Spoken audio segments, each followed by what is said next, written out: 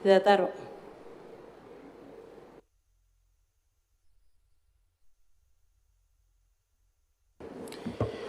Sa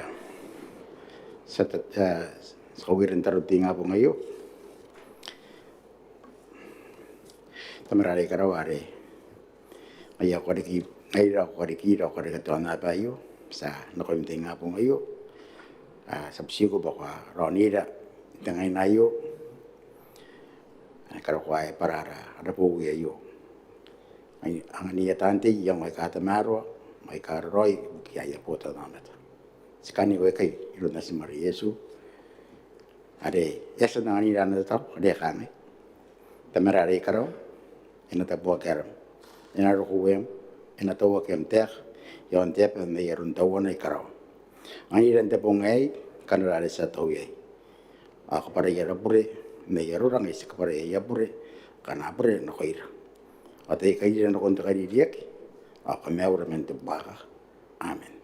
Aran titam atenas tami erodi.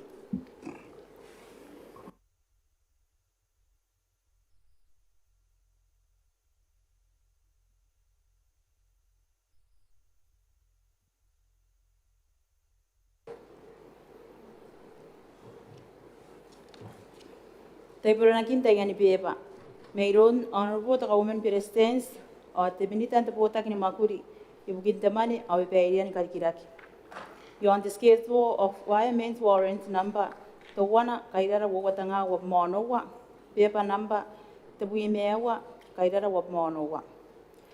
Constituency Warrant number Akia Wowa, Kairara of Maneaba, paper number the Wimewa, Kairara of Monowa. Contingency Warrant number na Akiata Wana, Kairara of Monowa, paper number the Wimonowa, Kairara of Monowa.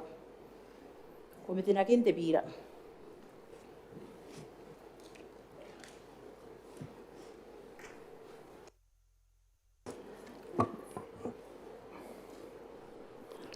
Agora kang stabo me yeg de dilian da kaidar ko tangira distribution kang ko tangira tiwet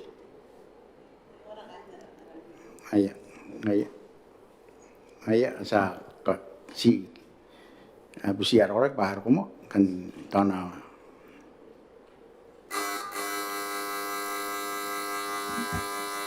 Soalnya ada juga.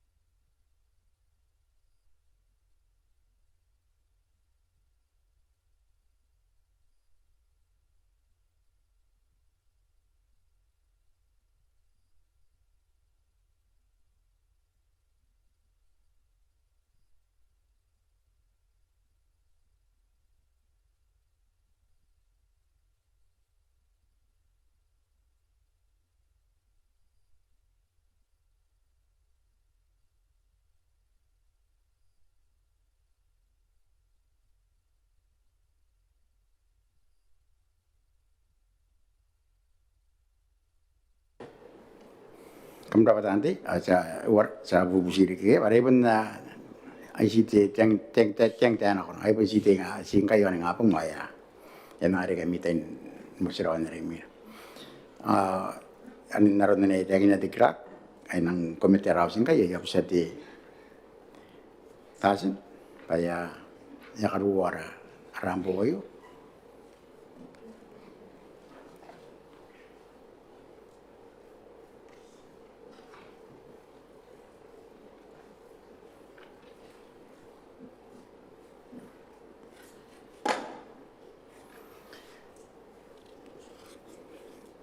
Kenapa? Kasin angkan sang nakon dari, nara Biira na komite di Manga Kataumwane.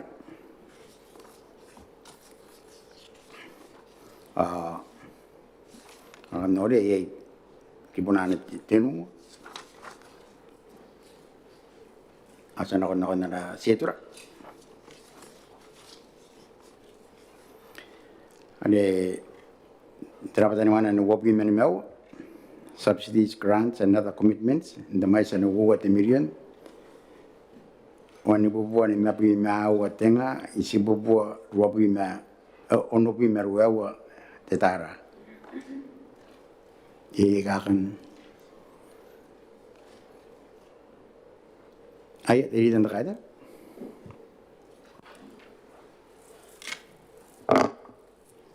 Good the speaker.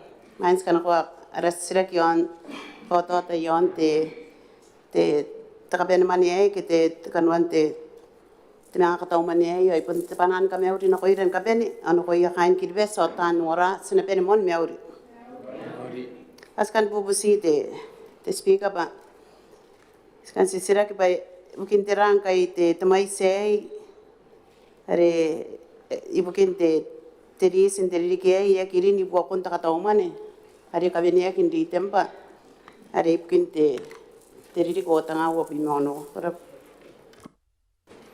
Ito ko ba ayasan pena kung te akakinahan nung de mon terari mon te debate kaya ito ko ba kamaki ko nari kitante yung mga para kamasan ko te kaya sikan nang sisira kaya nga ba te kapungan naki bukin tera kita tera ita kangaron no tawanan nami the rules ya kaniyeri ka may room de talian ta kaya Kuraba the speaker tas na sira king kan yon terisay pa irawang ka irakan teris yon te kanya kunan kami nakin kay te terakare mente nare teririkiano ang kay ne ikota kimete mai say irawang kay terakan teris tawan mo te sira kita yo ka teraka imerenan nare arena kon teririkiano ko ang kay irawa teraka te yo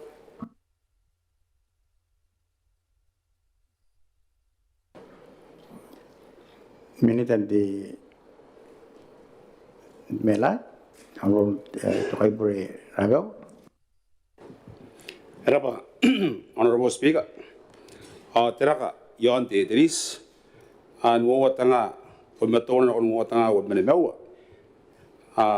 de mewa tanga on bubo teraka na wo tanga wo wi monoa heraka na kon ono wo tanga wan bubo abi mesua ani yon te residential ato komeso isua tanga men wo tanga wo metona on wo tanga wo MnM Ndiri ko watanga wo bimonoa era kana kon roi watanga ani me wo siwi teka korapa Honorable Speaker Korapa the minute. Ang ay akeriking kami akan ay di nora di amtaura di sadi teman akan ini kami nonos Honorable Virement tapay. Tetarangan ang ano ko dito floor tayo ko dito. Iya ang yang ano ko dito floor ngane. Temuan sirak asinabusi na table dan retake it survive. Yung berangan baik. Taka wowas ma survive. When is the next review due? Survive på Sunday.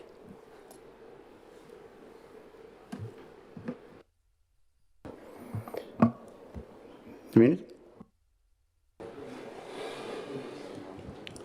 Rapa, Honorable Speaker. Asang Musmade, Sadi de Mane, and I want to be a sense the best Sakarinek, at our Robinson Dino, Katangaina, the rates of Rapa, Honorable Speaker. Koraba. Ay, sa diri ako rin minanos. Check out the answer right. I was on table to reach that kind of information not only for me.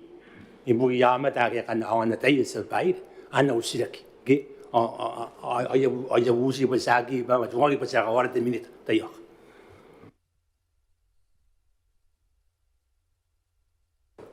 Ay, ke ko marangin ngarak de minit. Stabo me rangin. Kurangin ngarak hindi nga po ngayon.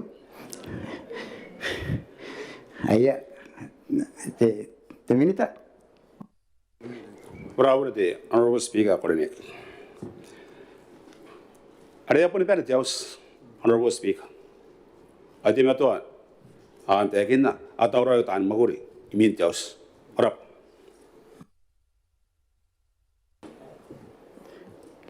Koraba.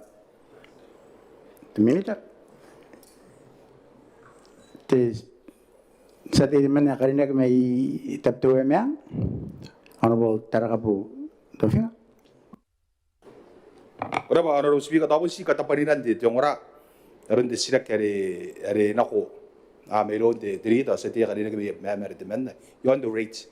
Kaya kain on nabubusi aron na tapanin roin kan tira kang si ay na si ngayon nga si kanata tira roy the rates an. Daya pun tapanin na Tiongora bari ang inang kaya pun ngorante. Agil pa sa panin di naron dara. Rapain na bakawa po ay rap.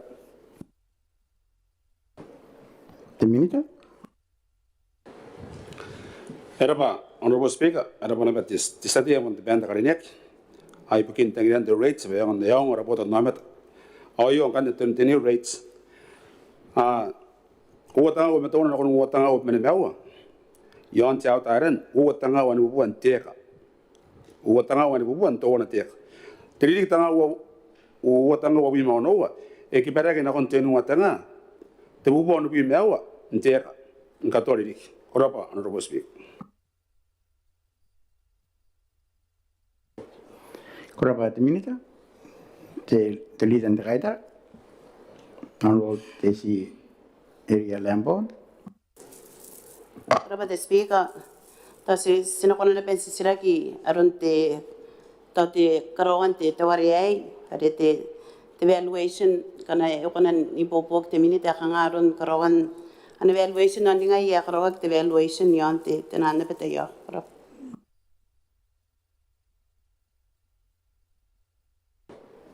Te minita. Erapa, Honorable Speaker, sadi de mana, rong sadi de mana may bema tiri na kaita. Kangan correct the rate kete, kangan correct the value. Kauoua, akakin the value yante. Yai the directive comparison. Ayat the corporate protective methods. Angande kakante sekere te kina patra the method or angande kauoua the method. The comparative, direct comparative, what the corporate protective methods. Ini kayo, Honorable Speaker, ada rates ayo, mereka tan buat, digi anda pa. Kesenora na bopai anda pa, aki bopai na konti bowi. Rentai na ko sanana milisin to bowi, pa anda karon na rates. Abopai na pa sinano, awak karokuan na konti bowi. Yon tarawa. Abu pain to bowi. Ada lagi ada value, kiri ada compare nerondan. Mungkin bogi secompare tiap ama maisin tini ada email yana, ama maisin ada sunak sekarang ada value, awan kan detin, sunakun ada rate. Begini kan tagina, awak bisa tiap tu tangaina, dauroi mungkin tiap bogi na mata atau korban Honorable Speaker. Koraba minita. Tiri tadi kita kaitar. Rapa the Speaker, to men na nakaparapara te minita, repon round sa te may MnM, kaitawan na nakaparapara.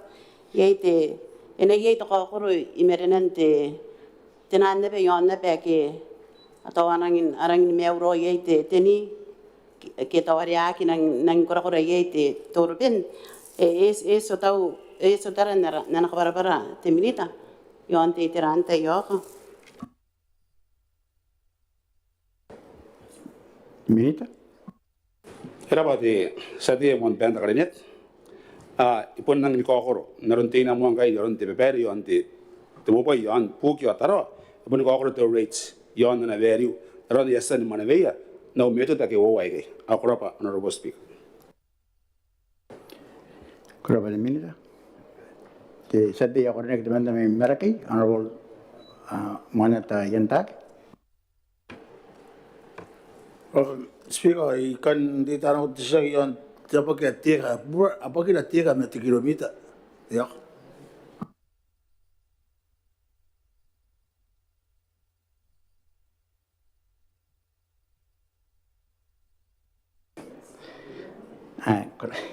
Kuraba di sadi. Ayat di Minita. Honorable Speaker. Tega, punatak, puntona de mera sport, pupuran right mera sport and dona tek. Ito di kilomita. Sa kayo ora mate sa dia mon benta kalinet. Min na yo sa karawon katakan na yo andara aron numera. Nka para pa idaw ti ale te agina me ayo puran te tega, pun puran right mera sport. Akora. Kuraba de Minita. Ayat te dari kita kaitar. Rafa de speaker na siri mo na usira kina konte te minita kalinek pa toya kinang me tata usira yon dere dan value te bere akapungana te terare te bere kanga to arangin kakaupin ara rota te terate takataka ye yo awake ake angkan ye ito pun te sira ke to ana nakandungura ne be kaina aberare me pa te area kanwan ne be te meroro Ate ina ye te tarakin te tere yon kai to asan tere yente ne evaluation ne ke are na na to te tiri si bugin debe ye meme ina ye ko corona me to tiri sto yon pana te ke te aka kante yo rap The Minita. Koraba honorable speaker. Arabana pati sedina pati men pondong sedin me meme. Sebelum mina mo yon kai te speaker kalinet this standard ane te takani pere ale sen nivene me tra tau te o sinte yo ka bowan beberi on diris ayo me non mi bebe ka ante o sinte ya ngore nik agora Kuraba de Minita. Te líder kita kaitar. era pa te minita te to eso ahí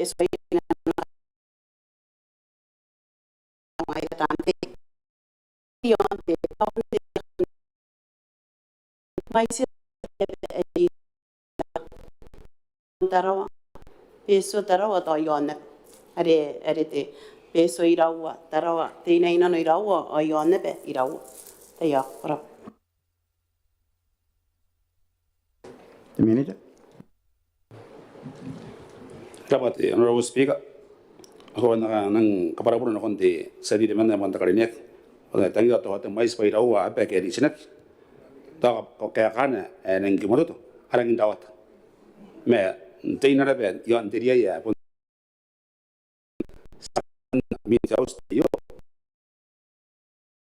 mais na pe yo taro peso agora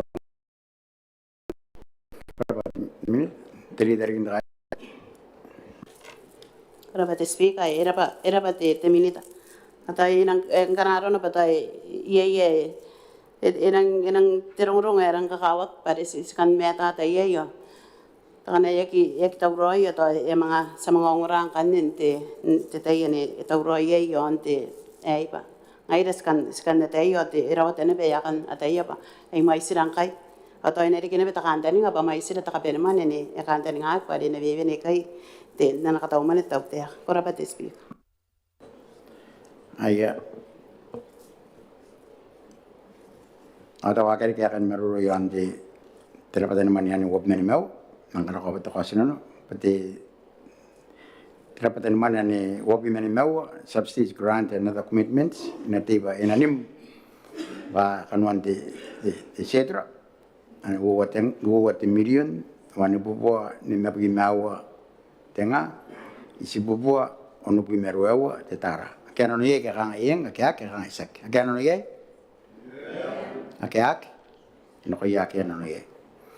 Tera paten mana no wapi metenu at the leadership commission nta mai sani onu pi ma no wa tenga isi bubua api metawana te tara ye ka kan kote yo na yu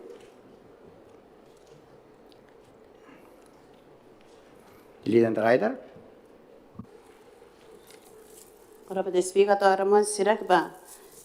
Apa nengkai tenan Kauoman yan iteran Kauoman ya kana awasin nana Manga Kataumwane te Botaki ni Mwakuri ai ke te tera ai konan kaunga ki rongorongona. Pangkai kai e vene no stapo me ete. Teuea ki tau ke e sani pene ki tau tera ro ai te para te yo.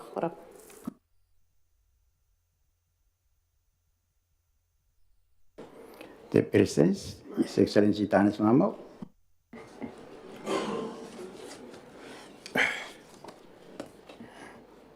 Era pate nesen terongorong apa nia ikanuan Kauoman kan. Selain tadi mah ada yang kaiat kan the commissioners. Yani ai kai kan Kauoman ibukin kariaiakaki itu rakan te terapan mana pa ia rakan kain. Ada pata ne bubukan.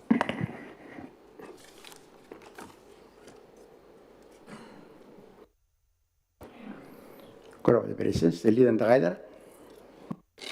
Ora pada speaker nano otara pun aswai pene tenan Kauoman ai kai a karinak pa nanu na ya kita ware katawak kere sesen kapasa kai na ya na to ibukin da kaya kain te to commission kan to na sibu busiba terana nun ye ka tan makure ka ara kan te to commission ya akiri nin kai to aspateira ken kai to asparin te yaran te monterri ke ai kai pa kondare irora ana konan popo ke te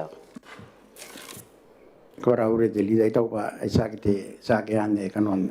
Pun wara kami swa ani ono pi matawana toroki di. A member may ask for clarification to be given on any item in the estimate for the vote and the discussion. Tano tera kangaro no kaparawaran sida bo makona sida ka yaran ga bene te mana yu tera ke kangan ron ma ana ko mga pun sida ka ye ka po tan Mwakuri yo tera ni to ba ai sa ki terari ai sa kanon nani te sida ki naron o taraman de tai por korapa te leader ga tera ngerik. Ora pada speaker tera te aga speaker by the follow up question nare nana kaya ka president yon te pota ni mane pa apene ke akyo e kaya ka ba ye tan Mwakuri ye tera kan te roya kain te tapon te tera pata ni Mwakuri ai ngayare sisira ke ba puginere yaken te yara te tera te bitaki ai to ba ai to wana ne be kanwan te sirak mera ri bare kwasen kan ko be be ri to sene sirak yon to te kanwan ne be na ri yon te are te ono watanga ni me bua ya mga kainan waki se sen kapata te bi ono watanga wa bua on monteriri ka ya kainan waki ri te mane te takapara banga ye te era ka ponteis te sirak ira wari ki rakan ponteis kai to e mga to kana ye sen mga ton sas te POP yang ayat ire ki ye kanena kona ni po ira wara kan ana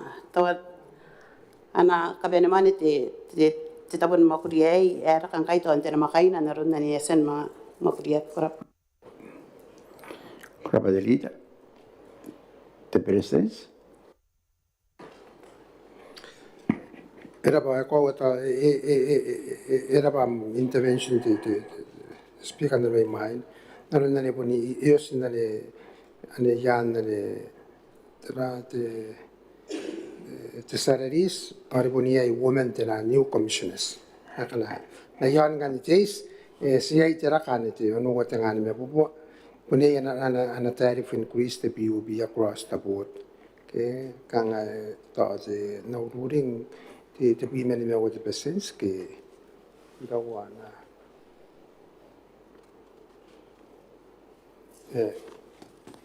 ka ye ira kan na me ya ko na nga exact te mai Israel me ye na rak no ruring to po wo te pime me o ko bi te presence me ka ya ko na kairo ye ira kan na no rates te ana rates te BUB ara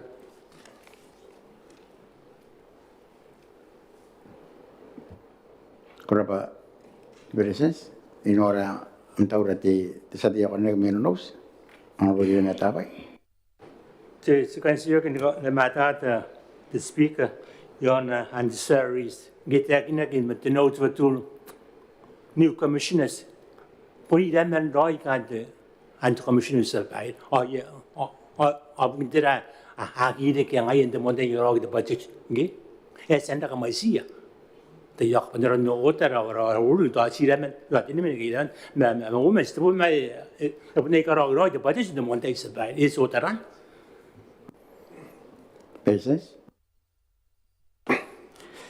kang ari ibunian ko kanto commissioner sa yeri mga kabuan pa mga musra yari kang asan mo kuring kon nakito me wa kaya ka to me wa kay mga ron hari ke kan ayo commissioner sa po ay ka ro yang kay taban doi ya korak to ibu kun ngora anti sati asan ko ni mo kun mai ni mari yari naru nari sa tay to wa to te maki para bu kay to ngaran ay na bakay ni mari sanda musra yeri kita manna dia sama main ke ya ramang kai two new commissioners ada naran pun the notes ada kamar baraki ante notes raw ada yante salaries tanai bubukan no konti sati ada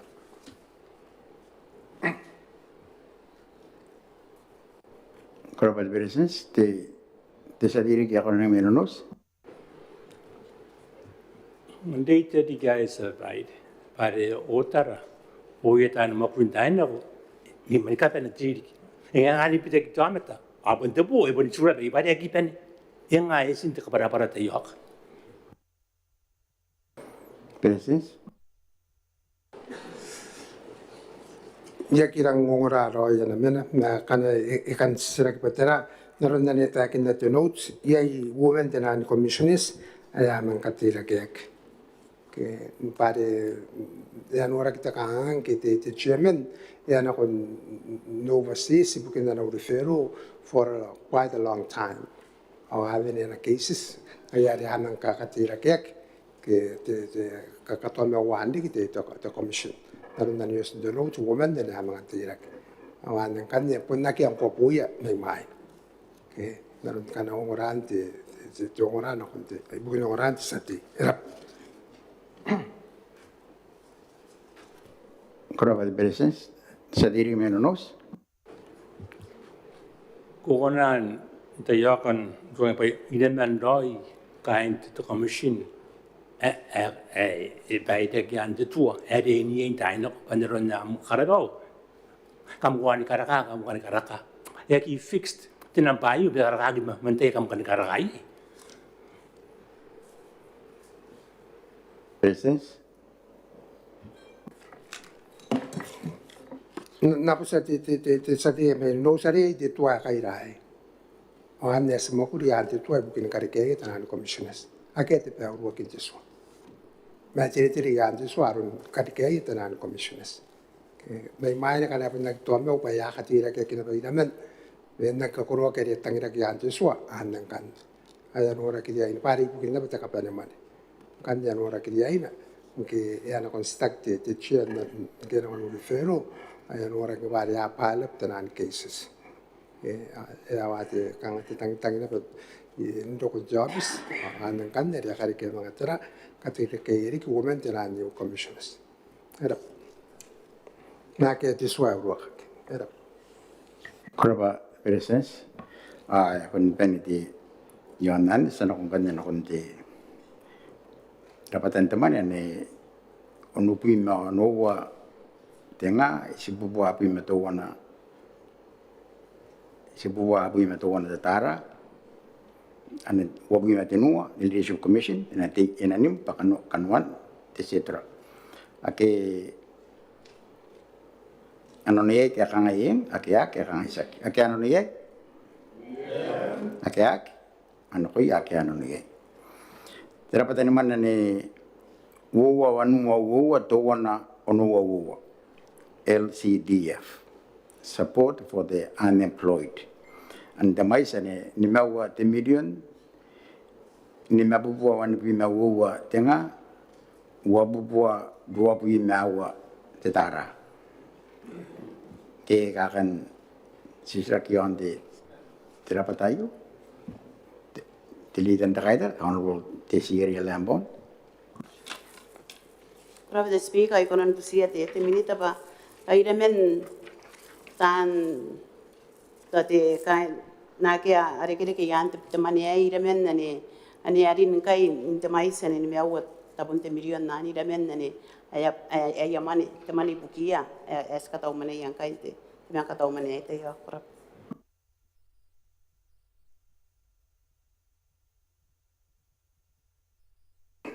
yarang inarun noto esen te akinda kita maisan nawan kan nokon te minita the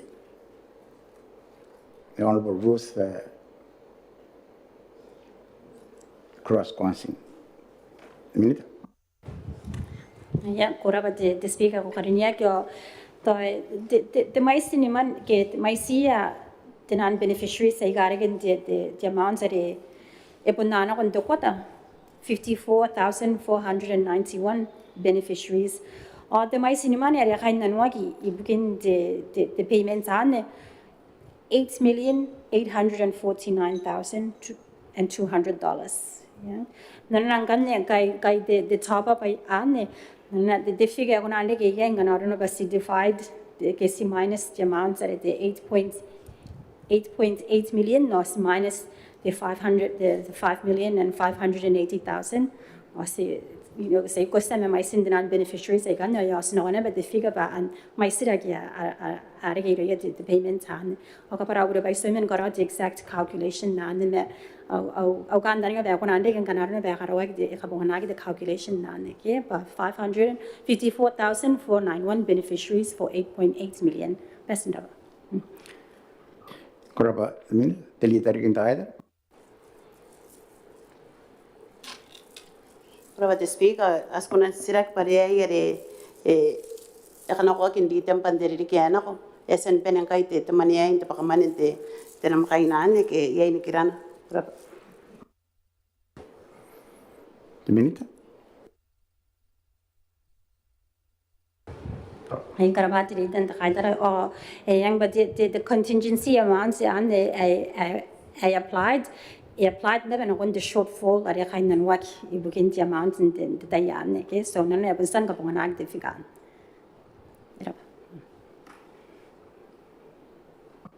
koraba the minita te ai teli tarikin taida Koraba te speaker to mente te wari ani kai Manga Kataumwane ke esen kapungana kyo sinore ta Kataumwane te riki ai ere wo mete no te million ena tau nganne te ta Kataumwane ke esen Manga nga mga ye tera te supplementary riki yon ne te riki ai koraba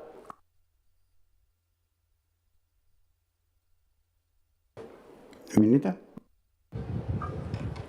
Ai karabati ridan ta kaidara to kana sirogon dina magaina soon to sa tari giro ara accurate figure but the issue as when they do answer we begin data me on the returns aranga ye when ye never the returns figure is kan tananga me ibugin na the actual figure and not the amount that they applied ibunagi though but the actual figure is kind of for a yearly budget around more 27 million okay ngaye ara kan tananga ba in a bun kind of working about the amounts and on catch up I already none as you see the budget kind of work man puni in about 10 claims and a baka in a vein and no scanning a bene and I know working about the figure now once you completed right the returns I get right the accurate figure but there are right the amounts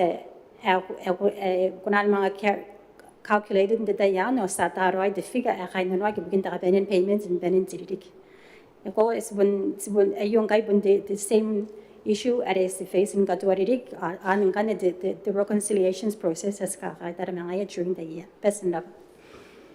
Berapa di minita? Inora tahu rati setiap orang yang make Christmas dan orang terima tapi. Kana kainis ti sira kayo ti speaker kay me ti bubusiye ti kami ti payesen karok ibukin pongan andoi ti maneyo na ko ti roron dikinak ti tanan pros and cons and to tira kana ti kami ti payesen ni karok rap Tawa kanga sitabo mai irari ngadi sinar kuntutan ti temena ti sati akorinek mai tahu taya pun nong tirari ya pun nong ti minita. Tanya pun katayan dari kakaya ti kakaya kekan am dari am kang tepi yang ane ti sati aku ni ki era pati ayat ti sati ya teman mai biru orang ti terari ti yang rol ti tawaria kume to nanti kana ya kui kainis makanan din ako kakain. Tapos yun Teman na kayo yay kanon na betinan sina anak kapag begitu kayak kan itu ya. Teminit? Te karabati desa di may biru bugin bukan na sisrak te kane the forecast yon jan claim anene pa de kami ada bayar karawa kering aja once have been lodged and unclaimed so is pakunane bende difficult bugin jan claimed मैं बुगिन ना मिरोंगरों yang the Ministry of Finance pun tata we mean the warranted amount dari apun senda allocate dari ayong kan dari pun dini pa the figure a rollover in the previous year on kan ya sukuna bang kan ba your warranted amount yon the kan ta tahu nari ba angai kan claims ang kan ay bobok yan Korapa demi tesati mina orang yang mai naraki anpol monata yendak Pas lawas biar iraw may sintoman at yan claim yan meraki.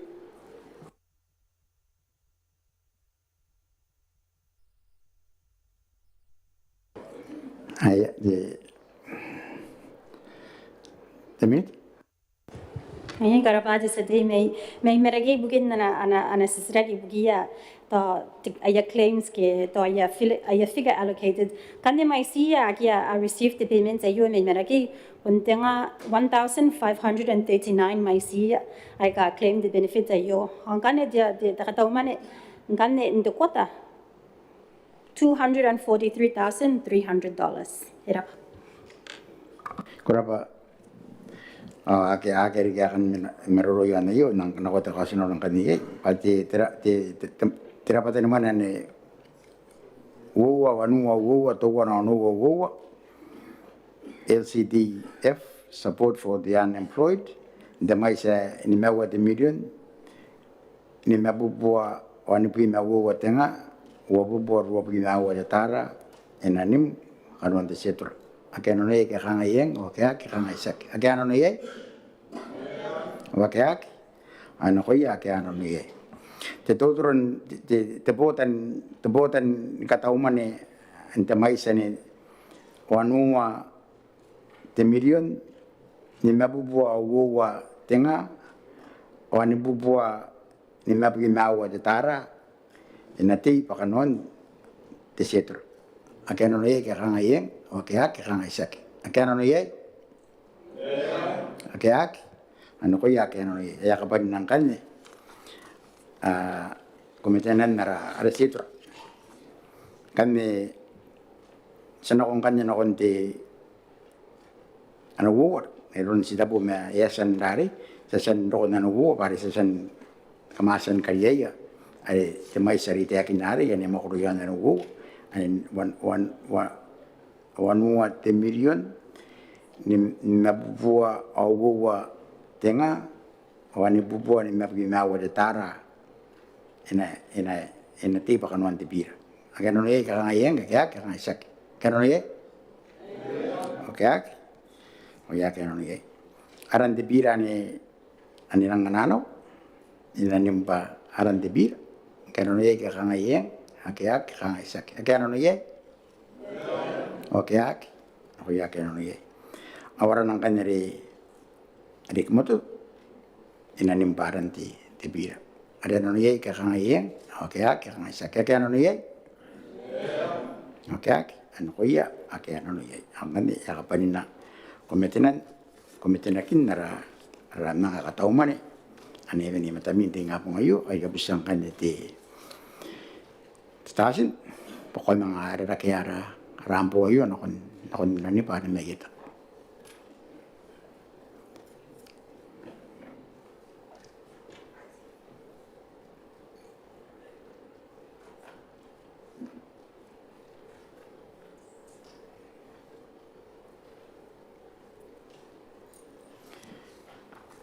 Kurabatasin ang kanay yasan yaking kay raus as nang nanokon na rin mina krak Kauoman warekaki te Biira. ang kanay te Biira ne ina warekaki ta Kauoman tay pun te Biira ra kamasan komitenda ang mga kanay te Kauoman president sa pun te Minita na tangay ibukin ta Botaki ni Mwakuri ibukin te Mwane Babairean Karikirake Honorable Dr. Teuea Toatu Kauoman president.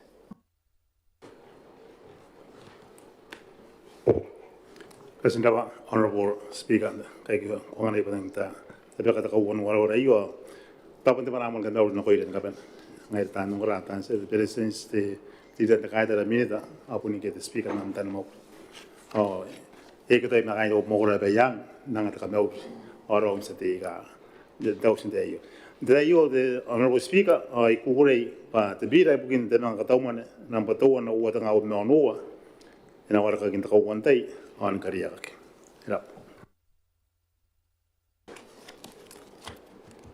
Kuraba te Kauoman ang ayasan mo mati te kos naron na te peke te Kauoman president bukin mo ang Kauoman warekaki te Biira anak anak to asin no ye pa ke ano ye ke kanga ye o ke ak ke kanga isaki ake ano ye ake ak ano ko ye ake ano ye aya penangan ye an sana kondre Sisiraki okay kaya.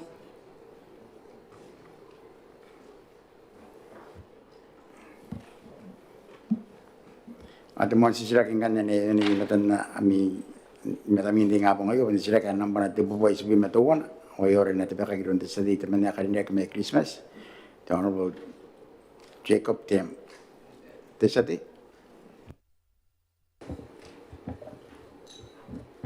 Kuraba. Speaker.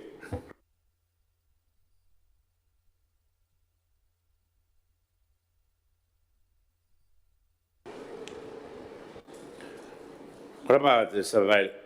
Napusika ka na usira te nampanar ko sa marmia. Akai te ka survive pa. Yasan ka tapana kita tapo. Ali nakaraoke to norak apu yon Christmas. Napusira te Minita. Da Botaki ni kwa kana kona ni kama data yo tayo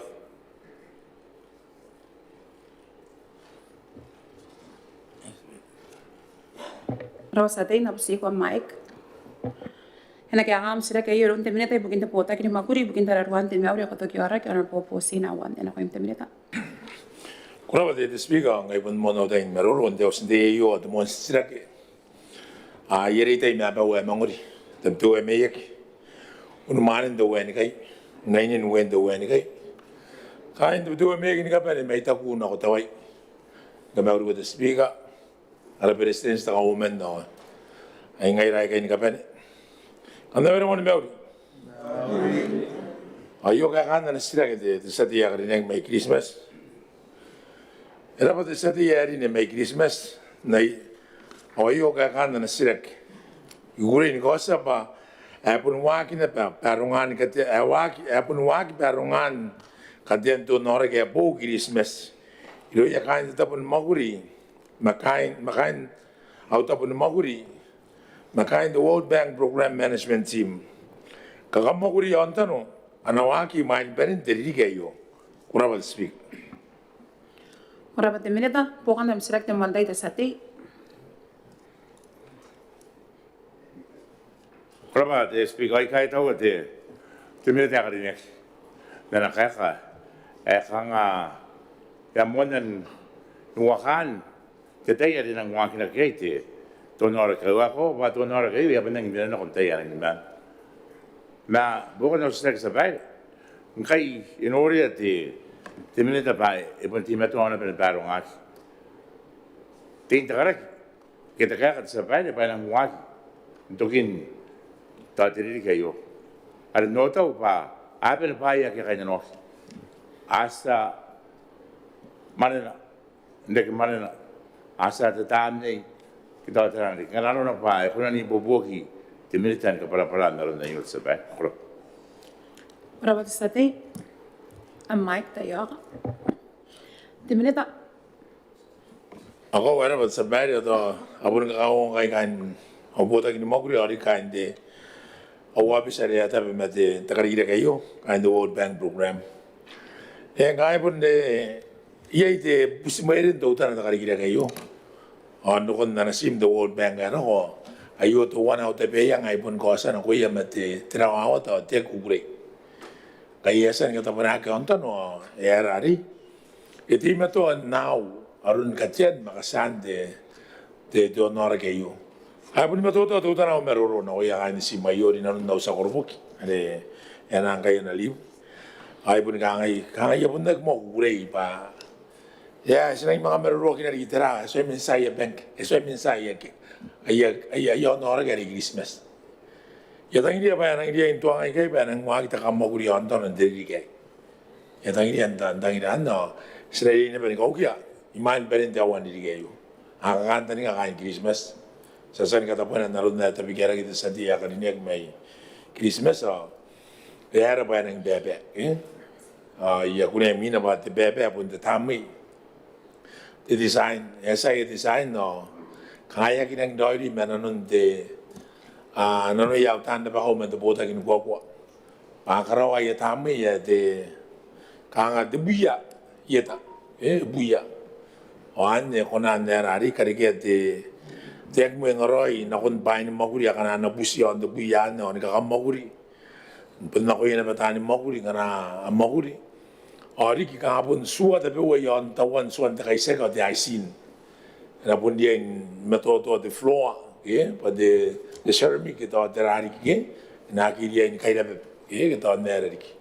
Ere an kan nere kanga takaperian dongorong yan ne. Na meron mga yan na ko, yesan song iya pa nang kabay si ayo. Kana na bubok mo ni kaya sila kiti ayo sa bag. Rabat Te Minita, huwag ka naman sila takawatay sa te. Rapa, Honorable Deputy Madam Speaker. Yang ini kata Te Minita, Gara pa nuri apa ini nangin metodo yon na yo. Ako tayo sen nuri dia apa yang dia mas, asway. Au tingnya bete, terus tayo sa baik. Tayo sway sana ba roy tamni. Mabukan na usag sa bay. Pareyo kang ate. To nora kaya namin bukid John Ray. Ala takanta ni ba? Ala nga kinakomero, ala ora ki panang su. Yuki yawa karaw ki may ki panang ki. Nakomay mang kalipare pa. Ay dapat nang hindi pare payo. Ora kanta ni ba? Kana ibubungari. Ay na tupay lang kayo nalis minang dormen, ubos natin maano ko may, hindi pa rin kami, kangaan niya takantan. Na, bukan na usilag sa bahay. Yay, tuwa na tuwan na oras kaya sa kateki, itapatuwa niya. Nala, tanda yung yabi ng kayo kito, ay parang aking kayo, kangabuburara, kitira, tuwan na oras kaya itapatuwa niya. Mali mo lang kayo, nalun na parang, pakanuan, alin na karoy, yon Christmas ibukin tono rin. Ya busi de. Bukan na sila sa bahay. Rabat sa te. Yaw nagboboa diya ma mic. Te Minita. Ora pa bukan sila sa bahay. Nakita rin de sa diya karinek. Alam mo niya sa diya kain Christmas na ba naman na. Iba sa pan. Ni ko tayo makain Christmas. Inasayo na orak. Inasayo na orak. Iko te tayo maniwaan ito tamay yesan na umeruro na ano kay musongi ang the World Bank Dona pun timnya tona bangkai nong panau kain the World Bank. Bayaria in wang kita Mwakuri on the paye. And I didn't walk in the rig. And now, Kangau musin teka mga Osina kaukia na ba? Imain ba rin naratay? Anya itangria. O niya katay yung Mwakuri na ko ye. Uniya ito bustuk-tuk-tutan na pare pun the World Bank na nakarira kayo ay mga pun mga iyan na fem to one. Ay mga pun na yan na ba nakarawa di design. Ngayon kaswangay pa di sinisinan de dawa kayo de tamni. No sa kita bin sa sinisinan na mayroon daw tayo. Abun sinisinan na mayroon the World Bank. Ngayon man design na fem man niya. Ngayon na mga pundok hindi ka umakaya man. Ay riyan na kan to kinan. Kaya ngayon na pun nagdiro makain Christmas or di sa diere de bagara de sila kayo ba. Enesaya honor kain Christmas. Ana ko sila kaya kangay. Ana kan sa ano to niya o ana kinakoy pundan de roy kanon to niya o de sa bank. Ahora ne apo ni pera na suku. Kain Christmas on karawagi kay. Yain na pangkay bebaro nga sa kabinya na plan. Makanesa o sila mga mobilize sa regime na kaya. Naroon na rin oriyang kay. Ano iskatayan na ki arari kaswa Christmas natamuran no tiray na nis musra wa to ta man aswa ko ni karong abon mi awnen mi na teman okay awan nga na ki ro ibukin te takataw na area na mate tabito meang era siguro iri ke mi honor era siguro iri kan honor Christmas na konde to honor ke tabito meang ari to honor ke tabito meang Ada pun tak titi atau tamu main itu orang yang kaya sigas kiroi, nah, ena sikiroi ni kami orang kiri kani Christmas, ena tahu ya kuran kaya kira bulan apa, ena ingin tahu bulan ibuki yang kaya Christmas, tahu bulan metera ini banyak yang mengurus fero na utara, hanya kerana ena bukan nanti disilakan nanti sampai kurang. Para te minita kaperin po kana select sa te. Brava, madam. Deputy Speaker. Yang kahit tahu dia pa setahu payu harus benangin kantor. Pa yang dia ini ni bab cuma kurian dia yang kahit payu yang ini benar aku ni mana.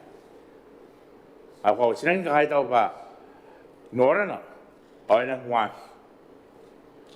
Mata tekangan atau mana? Pa tu asalnya betul betul ber. Jadi dia betul anak parti kahit tahu na. Yang kalau design na yang mana nak ke teraroi. Na nori the World Bank at all ngay ari naman napusete te minute pare ngay kis na busmaya de krikita kayo sa bay awara kantaring apa ina pun wa kiro no kon res kantaring ako igay to te minute pa nori pa ya kriya sinang ngal to nor akang ay te pa ara to tibuya ito tira Sa te nang pusiho ko kana. Na po ausrak de Deputy Speaker. Ba ay kaya bukan daw ausrak de sa ba ano po kariaiakaki. Yan. Ito ko ba ng mais static nang inana kaya ko kunan way. Manam siya. Pa anong relevant ang point ay kay. Nakon na ausrak. Sa te nang pusiho ade kanara ba ina nang the background information right met kana yanang renaw wari ang kanin tabi kaya pati motion kaya nga yere kanga to si kana ko to utana ay busi ko kana ko na pe pokan dam sisiraki Ilangin kawa de ko tayo na sa bayan mare bukin na ngin apa kina ba kaya kan ausrak ilo de mineta ngayon nga nakakaya na kaya bukan ausrak man na kaya kamais na pala nam kauri bukan ausrak sa bayan pare ngay kaya na muakin kay atau mana, okay? Dalam dagangan atau ia tangan teman. Sekarang apa ia ada Karikirake kanan ni mais. Kita tapi wakil pun mana ni dia tahu dia. Saya apa Karikirake yo, dia beli nak. Orang yang ni man. Orang orang tahu dia apa kanan ayah betul tangan teman. Kanan orang apa ia pun kanan malin. Kanan orang betul naki roko, ke naki tahu temais. Ada yang bersemaya ki mungkin kalau orang tuan orang kaya sebab. Awan bukan usah. Kenapa? Te minita. Kenapa bukan sila kisah bayar yang usmaya panandi itu sedia kali ini may Christmas mana nono Roma ibu kia kain na nama kor. Stay dari hina itu sebab naki daruan yang mangai. Apa ngai te mana ri bunang da ta no ngai ana ni mara na no karikirake te the World Bank ayo. Ya mona no ra bai ru te ra ma te ma ri kangai sta bo mesa ke vi ya kan te Christmas da no nei no ta buer. Ya mona na ba no ra ma ri bunini ba ro ya ne ron na ram do no te cabinet ya mona kan to bai. Tai mga kita mon bai ayo. Mas na ni mon bai as na nora ana ga no Christmas. Ko enakire roma ibukin te Mwane are pun Mwane na yo the World Bank ni kaban apun te kanga ba pun mara idun aya kanga ron pirin na boka de terapat ayo anda pite pun kona sinawang mayasan ni kaban to apa na una na ko pun bisi kanga ya ke menan na mi karikirake an ngare enang sine mga pe ya watiri ke ano enang mga pe na ba watiri ke kanga sta mo masa puntarani kamanga ye Apun na utea kana bani mani mia de sadia karinek. Kana am to ko ba enanga koran sei romi. Pata ko masen botru mai mani na no konta pa tabi wa ketera. Kita e bebe. Hawana ngani na pasara mani na. Mana swanga ta utea ka pasara mani na. Pa nga awo ke yo de sabai ba. Te rifero me Christmas na in bobo. Yare na ki de roma de sadia pasina in mon bayaran. Ai nang meto to mana ay bukin ang gaya kisay karikira ko ang ay soy nangin nari kan nangin meruro mga iba inangin na kawak ay nakita de sa dia karinig may Christmas ay bukin da tarani Christmas de Botaki ko sa bahay de si mariruro ko ni karome tay itara wala nga ska ro ya kain Christmas kain non na pa pun kain beso na daro saka na ko mo ang kain na Christmas ina na ko na konti na makain na bo Parang mga orang nagkaroy mataya kain Christmas, matabuera no tirain. Andang nga kurun na nora. Datang niya kain taon ni menu. Paano mo antayin na giwota karon na tara-tara. Gagisi ka na kumeya to koraki. Awapon kain na no amin. Ngay, sa kamana nga di simba nang bunda kong taka-taka Christmas. Taon dito yaw ako nga na meto manangay na makain na po. O ninalita kita DOYC tawag kita gigi. Matabuera no tirain na ba ana montagne ka may ngiya york abaro ngay york yo akaro gina matay and they ako de si mayo de si ku yon daro guys ana ko ng Christmas ke kaya po no banaw ka the World Bank awang banaw ka no Botaki ni Mwakuri ayo ta karikira ke dongan ari san tangini apa nakatapo na aking kay enang kakamaguri ang tanong kay asin na kaukia mind berin naratay android men de si mo kormeta katawray ngami ani Ay dera klinik bakam na no kono busmaya de si marina ko may sinan mugiya kain Christmas so ay bunda ko tigira no ko ya kain Christmas ni kapan o tabuera no teren kuraba sabay kuraba te minita ya pon pene pokan na rasira kiane sina ko na rasira karimia ta baka kiron de sate meraki te mena karinia ke honorable Mwanata ientak ena ko de sate President Madam Deputy Speaker ayamona omnaruru met kamel amo meiru ya kain Marki kain arura kain teraina o kain kuno ai pun tanti ke amene nerku ai mo meri ara unman ta kamau ara unain ara tam ara katikis ara pastor ni kapen ara ron dikirak on kapen kain magura ke asan ko yon marki tai ayo kana pen mo ni meuri Mary yakan yakurin ta pa usek aka ngai ta kan pe kona tauteka kongo temane pei pa apa kaya tekan anamuan karikirake maraki aren council yon na kaibuke are me kai to wana de te mana au go wangai te na ko wantem ayo tayo kurabate sate na kaya kakam sira kay yun te minute ibukin te Botaki ni Mwakuri ibukin katin na pero tautea kay nanwa honorable Harry takay sina ko te minute Madam Speaker, ya resi kameuri ke asa ni mo mana ba mau te ngapu ngayo. Ya ritak ma kain tarawa te ina yeta. Te Botaki ni Mwakuri rite bukin ate te yo. Ai pori kain bara ke strike yo. Ai pori ngai da tan ngorani ka ban banani kameuri. Kan da ban ni meuri. Meuri. Ayo ke kan ayo ke te speaker ako kariniaki. Ikan kaungo te sate ya kariniaki te mena mai meraki. Parongorongon na Mwane karikirake meraki ya takaibuke. e ponte mato Mwakuri ana na tapo ni Mwakuri i mai ni Kawairake ana ta kauoua tai na konterapata are tape ma kapatan Karikirake korap Korapa Te Minita bukan nam sirak te mantai te sati.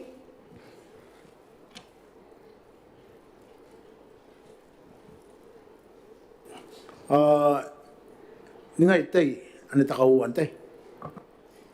Korapa Te sati. Te Minita.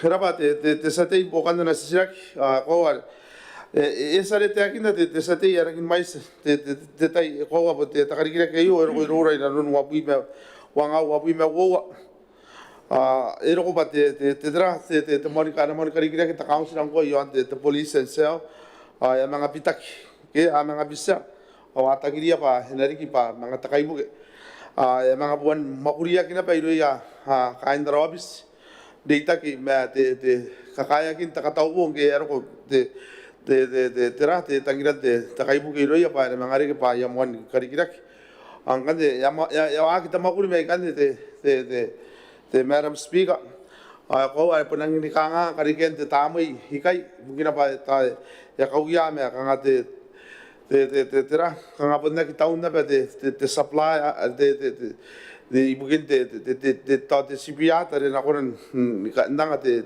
design or the costing yo te anatami ta kaibuke ko akan de Mwakuri kanga ta kapaira mo te yo bukin te design of the costing the costing bukin ana Mwane Karikirake meragi ma amai stai ka asan Mwakuri ma kantani ka pang kan tau roi na yo ang kan ya korang kan ni kapasa te nepo kai puntuana karuan te tanga te requirement ya kai na noia ena puntagira mo pa ina ye te takataupo tamen te Karikirake ande na ro mo iro ta ande mo Mwakuri e mai stai ka asan te vea ki poui me e pon ta po soi mo koran de ke me ho kantani nga a pon ta pera ben Mwakuri ar koran te korap Korapa Te Minita. Kauoman bukan nam sirak te sati.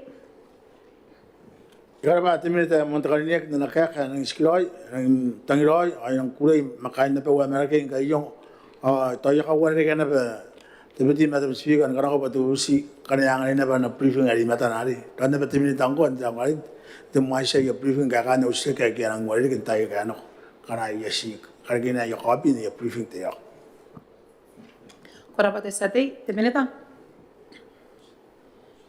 ko era pare ya kai e vere pa te bena ke te iro ina non te ausite te yo aga ta kan skasaro ia kan ke te ta mi te au yo e bene ro sa vete ya aga na pun kan mero te sete sinang tau ro sa kai dia na ko handara tent ke pare sibena te kan to ko na re mai me jono kan be yak meang mente te site ari meanga ke aya kai toni da bai ya para ya kai sakai ma kari kana kopi korap Korapa Te Minita. Ya pandang dawak na te sati mi maraki sena ko na rasra ka limina. Mana sena ko na rasra ka limina na si kauring ko te sati mi Christmas o kanton na kariniak. Aki ya san dana are yang angan na tayo na Rairana kana na Rairana ko na tayo kauring na pe awapun kana ko na pe yasira kina bubusti ko pa kwa rare na nande pare penyasan makor pakanwan narara araswan keses yana koim te sati mi Christmas akanton ana po check up tem yana koim Korapa Deputy Madam Speaker. Tau ba ya bosan ka para patra pina ki apa te ka kana o sira kana yari ka te pen na ko para pura kana na po noria pa ya ki poto na am katara au sira ani mina te sabai Nampana te popo anu merwa te kana kai se pai pa e kona te tau te ka nora riain kana kwanta o time no e tane Mwakuri a kia pon ka ko wa ki pa pon nangin kaina no aki men dia ya Mwakuri i sna ku te tai ari ka pona ki pa wan te Mwakuri kola ba sabai Korapa Te sati ena kaya kakam sira ki ronte presidencia karinia ki excellency tanis mamau ena koim te presidents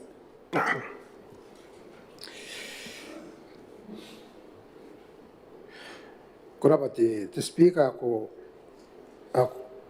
kurapa the speaker o ka kan na sirak temen de sati akadiniak by Christmas o kanto. Taura yo Botaki ni Mwakuri are tararua I ero ia tani Mwakuri. Dinalo ni bubusia. Kurapa te Presidents. Te sati po kanam sirak te mantai. Kurapa. Deputy Madam Speaker. Yang ini kata apa the Presidents? Ako yang ini apa kalau te meroro ya san meroro kena kian tu time sabai. Na napusete the Presidents pa nana kata-kata gainis mabot te sirakayo. Anteng kan tan mo kuya nga to itarai yan te yo pa ako na niranok aron kapakat na yaw time kalaro na pa kuna ni bobo kay sabai. Kurapa te sati te Presidents.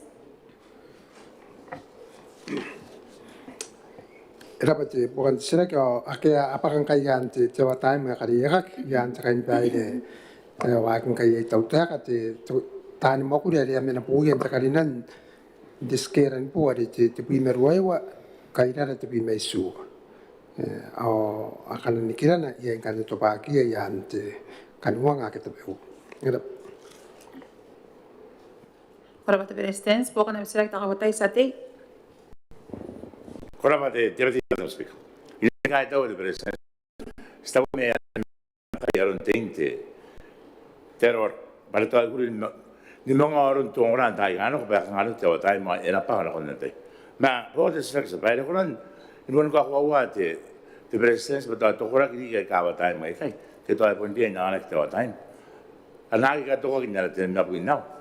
Pa ngai sa lang kai ni ta na mo. Baka ang intay nga sulon jobs. Awak kita sama grup musrao ya orang tori kami tori tirari. Na setengah ini apa orang orang musrao tawa pun nak kiri, ay pun nak kan jobs. Na senapu busi pun kurang nora dia ina. Pa tori kia pun dia. Nana kita watai, mana nana kita watai. Orang kariaiakaki ada Tokia ada sini nak kita wat sampai kurang. Kurapa te sati Presidents. Era pa bukan na sirak te sati ya tauran mga tinarun anakang tarataraya pa diyan katamaruak. Tikin tarakin tikin sasanakin te may sintiyo watahan.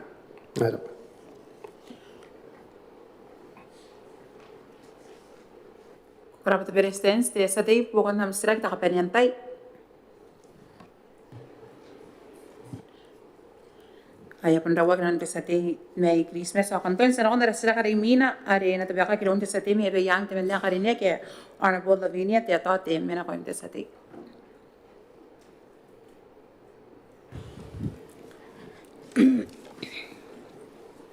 Kurapa Madam Speaker ayak purein tabi ka usrak yan ti to tabi ba nampana ti voice mewanua akangai ti akana. Sinori ang kai pa ya Mwane kita karo kawai yon na makorin kiti besta pewa. Na pupusiya te tau teka. Tony ngai ya na karo kiyai kawai na peyang. Kurapa te sati na pupusiya ko Mike. Ena kaya kakam sila kayo yon timinita ibukin te Botaki ni Mwakuri bukin Mwakurian bukin Mwakuri Karikirake ako timatuan kora honor Botaki watara sena ko yung timinita. Praba Madam Deputy Speaker, ay man na kana ko kaya ka ya mo na meteka ni kamay kay tipong nga puro ako yung speaker and tay pura President te Kauoman minita dito te kaya tara tanti ni kapene ay punta nong ra Rairana makay na weta man akay no tapon Mwakuri at mission kamay kami maron ting apong ngayon na rawe kam na peren mawri the speaker ako kadinek ikarapa te seti temen na ni may yapayang na natabi ka erang tamaro ayo ikurin ko ang wala seti hari ni pa karawan kawai na bayang imena yan makuluwa te karikirake te karaw kawai kurapa Madam Deputy Speaker Kurapa te minita sati po kanam sirak. Era pa te minitan kaya kan na usrak ayo. Pukan na usrak de Madam Speaker. Tawantay kain phase 1 na konan kapara-para pa. Antay kain phase 1. Kurapa sati a Mike. Temerita. Prapa Madam Deputy Speaker, ada pergi di situ ya karena kita mana may bayang kain phase 1 naron taking kay putari-tari ape mama te pito wemiang oni kuno. Korapa, Madam Deputy Speaker. Korapa Te Minita, Sati. Ai rapa tegi Te Minita nana kaya ko ato pokan di ka usra ki to na kon ngai ya na sa yai boponga kawain ab makora ka kain phase 1 tayo. Korapa Te Sati. Nabubusti ko Mike.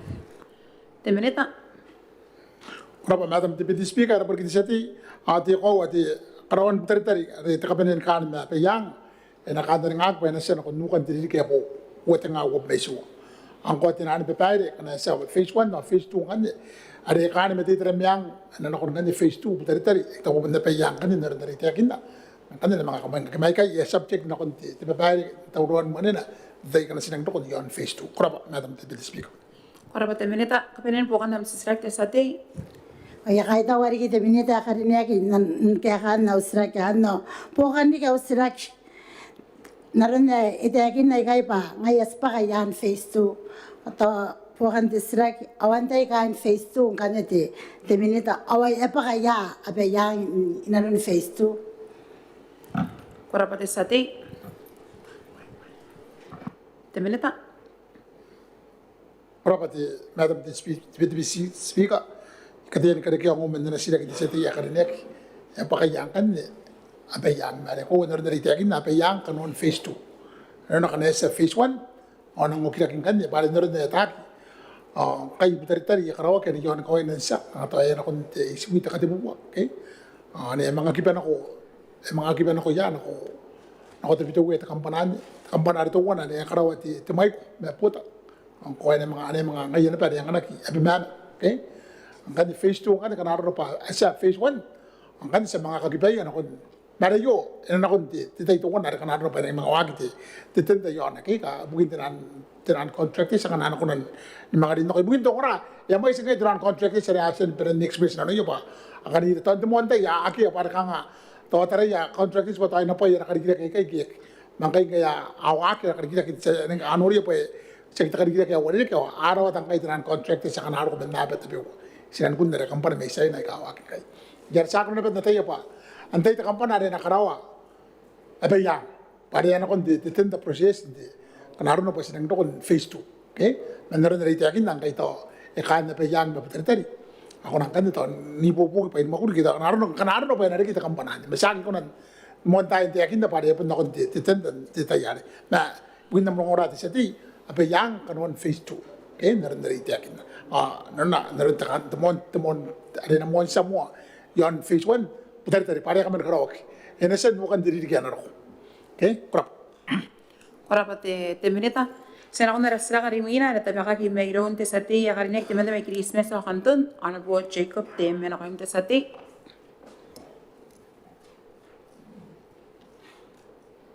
Korapa. Deputy Madam Speaker. O kaya tayo na usra ka na ito po sa mga ko. Kung na daw tayo ka ni kakaya tiyanga, ano ko na ayaman eh. The cash, tayo mo kuri yon kanton, menda niya pa kabay. Kurap. Korapa Te Sati.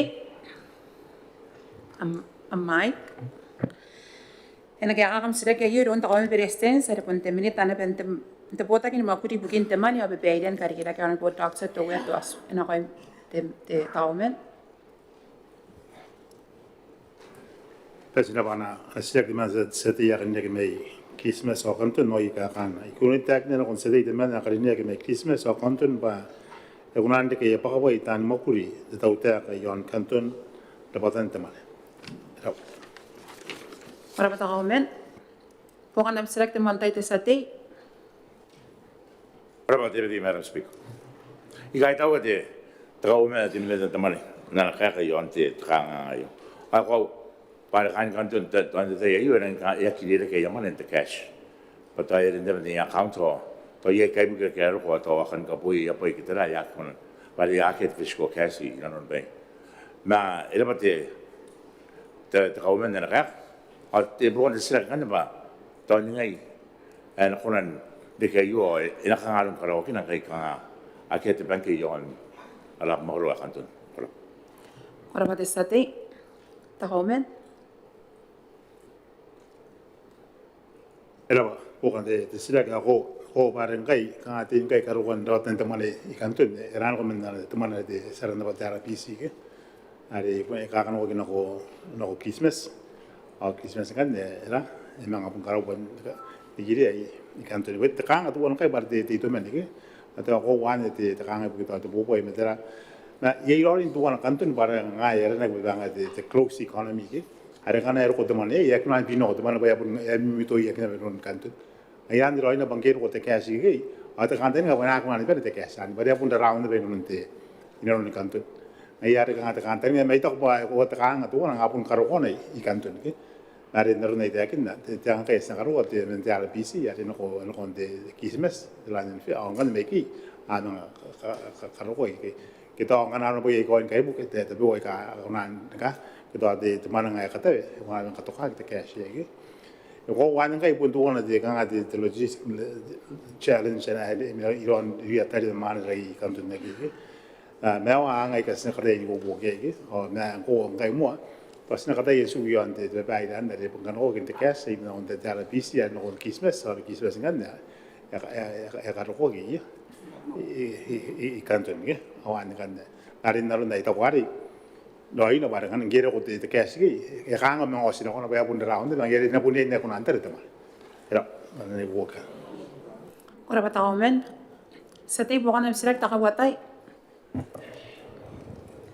ora ba sabar idang ni kai tawa te Kauoman no ran ta kanga ai wa ko pa yo kai ta kanga ai ti me ton su yo te ala ma ko kan ton ai I kai tawa ron te ale te bekia pa ina rorangan rena koran koroi pa ina tu kita kanga ngayo bukan ausnak sabar yap siapa ko pa ina mai tetak ma bukan ausnak sabar trang kia benda ke mama ngayo pare ka benda ke wori ke mai sia ram da ke mele kanton da akoran banga overlooked ma na sia kana ro ke benda ki mama ngayo ani gate yan ka haya tia en koran wa ko garawaki to konta kanga ngayo sabar ora bate sate Kauoman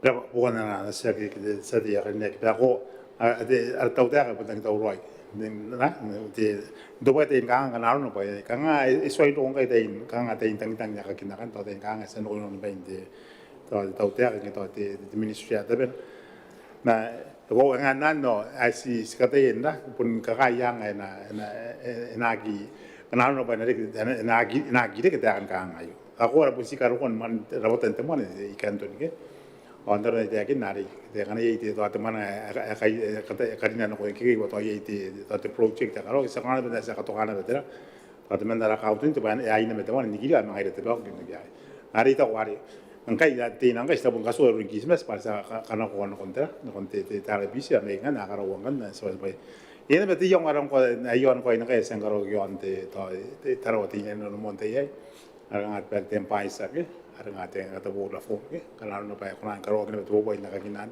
na sa tay pa tapon ana pun tang dari gara pun dapat teman ke barang ai bukin ya boy mai momor kan to ye tay inda ke to ron ta kai mai ko na kilometer sa dia ne wasna tau ta ek man ngata ka yon kai sa sistema to tan kon ka te no ro mate te militar te na te ana fi ja kai te ta ka ben dori es mo an karo ye na kilo te ke te ta na mal ari I kanten era na ne wo ga ne te Teberi malam sih. ora Kauoman kabian bukan abstrak te sate aya pun rawa kena non te sate mai Christmas akan ten sana ra ara sira karimina ara pun tabe ka kena be mai ron te sate mai Christmas akan ten te mena karinia ke on bo Jacob te mena ko te sate Berapa te? Teberi malam speak. Nabu si ka kan di ausrak ane te buka te mesuan te kana kan sa pai pa e kona ka para te tau te pa na wa ki ngai roi kara on te ko ia pu yon Christmas crop sa pai ora pate sate na ke ka ham sira ke yo ron te minita ibukin te Botaki Mwakuri ibukin te aron Rairana a Karikirakian te iter menu ona po mi karite te meriana ko te minita ko te terika ko to me o eriki metam speaker o yo ke kan te siraki ana tagete te karikirake eta be ma parongan karo on te kawai po Christmas ai guguri inte akinna pa ka tau tau ki pa na waki roi ka roan te kawai ina no nukan tiririki ana roko are uanga wapu meisua kwai tau Madam Speaker. Ora te Minita, pukan am sirak te sate. Ora te beti Madam Speaker. Ina ngi kai tau te Minita bukin tuan nai.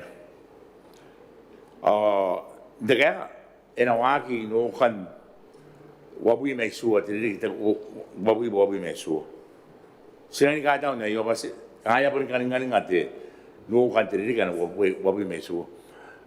Mea ko enangi mea na ko ye ka oi kai ata wa ki na mo te bua ata is ba pen ko ko ron tein ta karikirake na po kana usira sa bai e kona te mena ta te por ki ya ki mea ta na mo kri onde ya ki ale kire ke bangai ga ko wa ba pen wa ki te karikirake yo no kan te ri ki yo ta te sa bai kai ko ko wa ki ba e venena ko te kai na ron ta wa yo no te tai ana ni man. Ora pa saber. Ora pa te sate, te Minita. Karon ta oi kisima sarbande te karida ke anang pupura mane nakina. E ki wari pa ta kono ne tu bota bun de mirio. Nas karapa ta wa bang pa yeri na ko inana. A karawana a perongana e mirio pe intrinix me wa bang. Ena wa ko. Asina ki peria. Era pa. Honorable Speaker. Ora pa te Minita, sate pukan digam strike. Ja pandau de sate me Christmas och antun sen on resira harimina at the back me ronde sate me peso de menda harinia ki honorable Choi Freddy and I'm the sate. Raba honorable Speaker. Mainan nawaka sari sirik panan kamauri. Iretai makanya bau de peso. Idai me unainen peso ke Virement. Unuman unainen peso. Te meio councilor. Ai pun kain beso na kapinan kami uru te honorable Speaker te bedi Speaker ako rinek makain nam taipor. Te president sa karinek, Kauoman president sa karinek. Minita ai kakam karinek. Tridan takait ati tanti kakam karinek. Ai pun kain kidipes ai kakam te pong ayo. Ano peren meur? Meuri. Ai gurei tabe kau sirak. Yang tu tabe pa nampan itu buat warbi meonowa. Ya kangai te kana. Tapos siya te Minita, kariniak tapena. Patira ang kay anangan karikimani peso. Kayake anak kay pugi, ari no ni min manin tipin, ari ke nakuya kay no nape. Kurapa. Speaker. Kurapa te sate na pusi pa mic.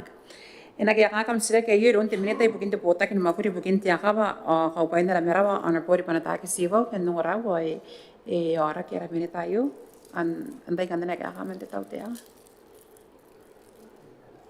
Beretitenti hari ini kena koi His Excellency Tanes Mamau.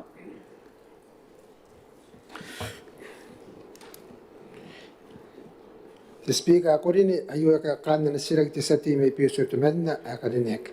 Wakin ka yo Botaki ni Mwakuri Mwakin Karikirake. Ibukiya kan piso onti meton ka kai tikia angan Karikirake ikana bokaro na ya karikimani kan piso dunia muin manin tipin. Ora pa president sate pukan am sirak te montai. Raba te bedi Madam Speaker ai kai tau ari te president ki akonan mga ti kaya kau sirak ari pun kai no ya kai ni beso roi ngo ibugin de itakin meaw ya pare te meaw kai pai pun te sanction beso kai na no andes pun kai na no ya ai ari ki te ba kai ni sirak e poto kan de sirak mo kauoua pa te anak ari kemane kai no na pe katona makai na mentepin idawati emilion ke peso ari bukin na anak ibu ke si yun mekin na yo si tenwa tangan kato na makaina ansi na konta kausira angkan anak ari rin meaw ari na konang katira kita ari makuri ay ina na kurik me ya kire kiti takari kemana yo min titay rin sate ko kana kam si sirak tayo ay pautakana ikabara pulis tira nanga ti tautia kayo Tapa ya kanga kain peso bugin de kan ya kana kemana yo harap sate president Era pa bukan sirak ari iyay ka akoron te peste peso o tiusi mata apa ni kiripes pada ikai kang pendana open places ke ron to Christmas tara kiri ba erang kai de ke te me uye ka bo to ko ma on de mo ma ibukin ka erang kiri ke na kai buke peso ana tara ke ka kira ke ari kiri ke ma te kang kapil makan dakan te bukaya kan peso te me na on to tourism to ikan de ka kon tarak te wana te mena ba arang tarak arun wakin te kai sakion peso pada kan na ba kon ndi ke pata kare kemane te wana jadi kin na le wag te kam sira ye tan ka kaya ke ngan pa narun na ta kai te wakin kai saka ti usi ya PGC o ako na bintaraki angan kare kemane bukian ba turun dikirak te bo ate te Botaki na ine to akan ni ka ako nan kariaiakaki pare pun piri jangan pare angan naron na ita ku ye ka ako ron peso tiusi me an mo ko pare kai kang danan pen sendas o arun ta kare kemane na ba ye nga bu rin pepet na kon kare ai ta kare kemane yon mo ko to kita antipin peso are ke no kan nang tara kare kemane ke kang ako meso ai ke ako nan po kai na open councils ke open areas na kan peso at tiusi era bukan te Rabat Presidents, Sati.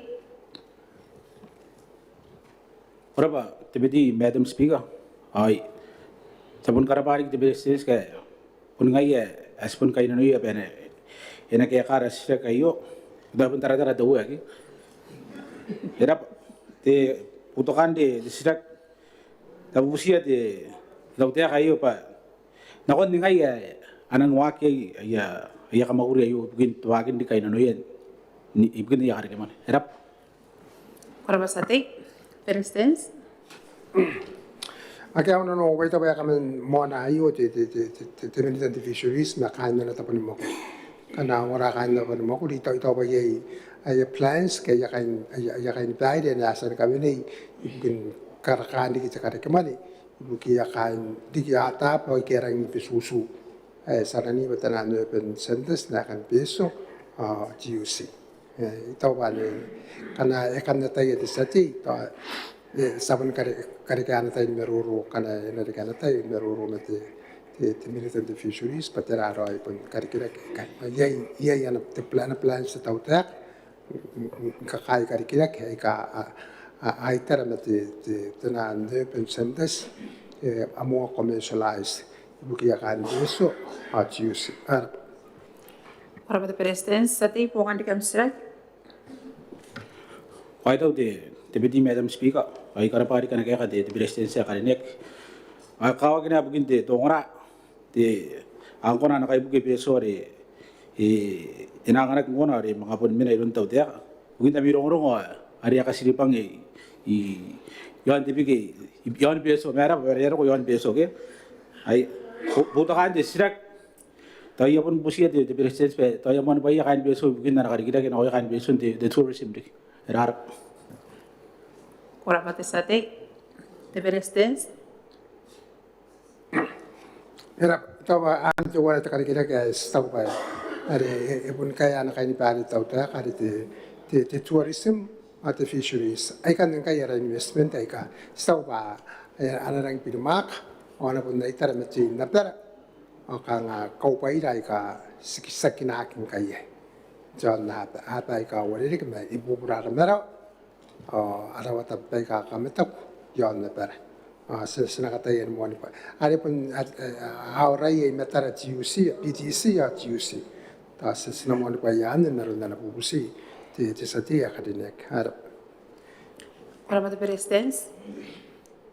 Arresta Karimina and the background to Sati, Karinek may Christmas or Canton Temene, Honorable Jacob Dem and Quem Sati. Brava, Deputy Madam Speaker. Non publici ka kan usir at the Westman Mewa. Tekan ang sa bayan pa, kung natawtekan ka para, patira tayo ni Biira, imay niya kunoro, nang bisin na kay yon Christmas. Imuin na liyasan ka Botaki. Para sate, ena kaya ham sila kaya yun Te Minita ibukin te Botaki ni Mwakuri ibukin na tapanin ape Karikirakian to muni ki honorable toy pure ape wa ena kaya Te Minita. Koraba, Biri, Madam Speaker. How are you on a kaka, the Teuea? Na kundimenda te Teuea Karikirake, may Christmas or 100.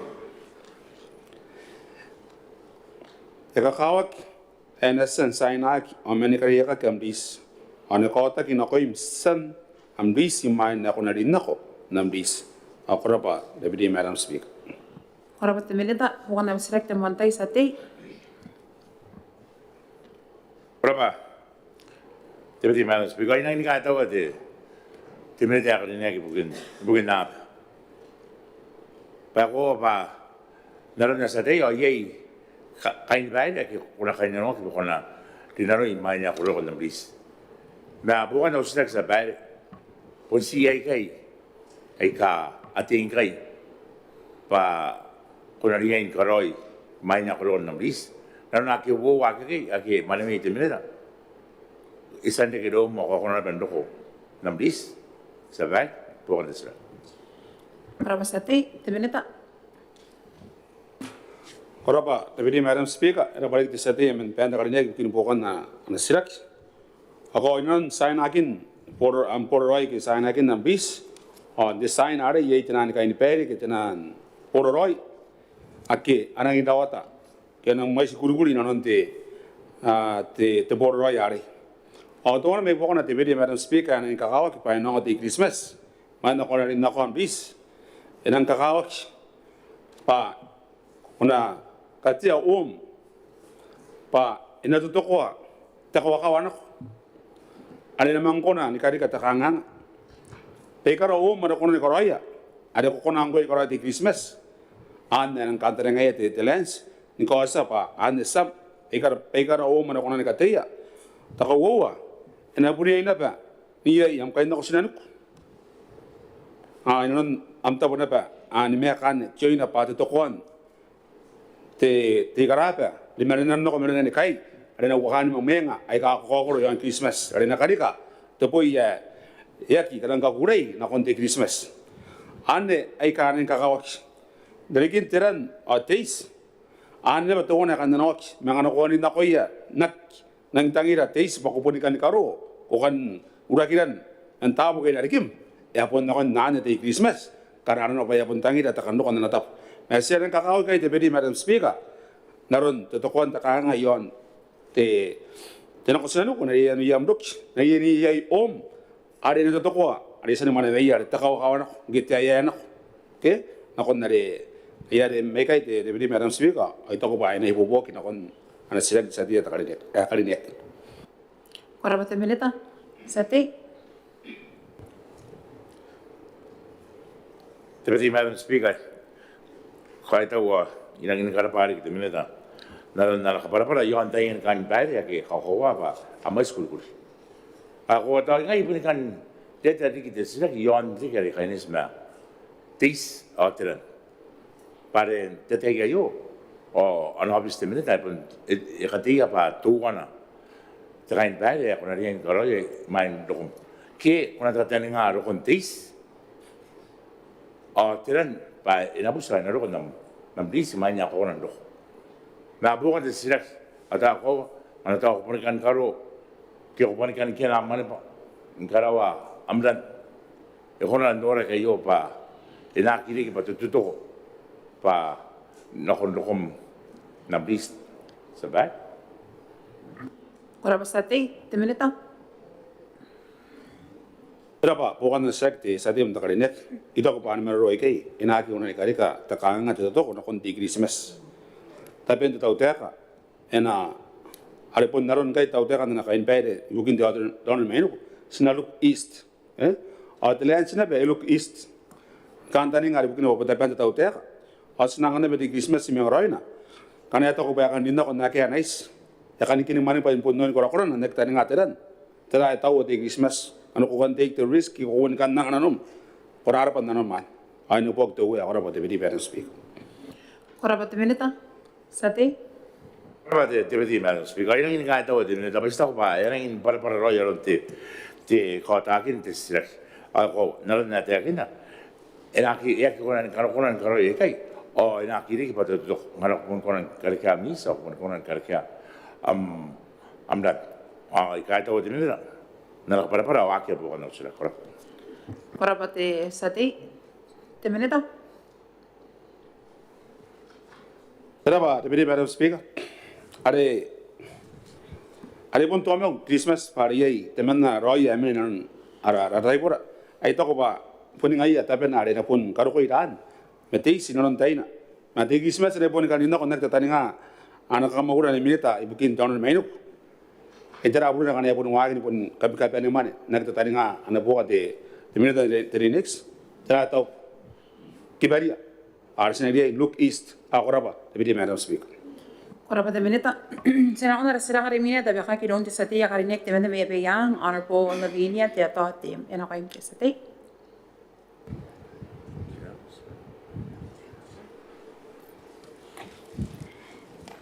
Era ba Madam Speaker kangai ikaw mo ba yarare te 20 minita me 5 pa na te be khaki yon kantai. Ang anay ko mo maya kataya kanan na puno. Te be kara ke na be ke kanga.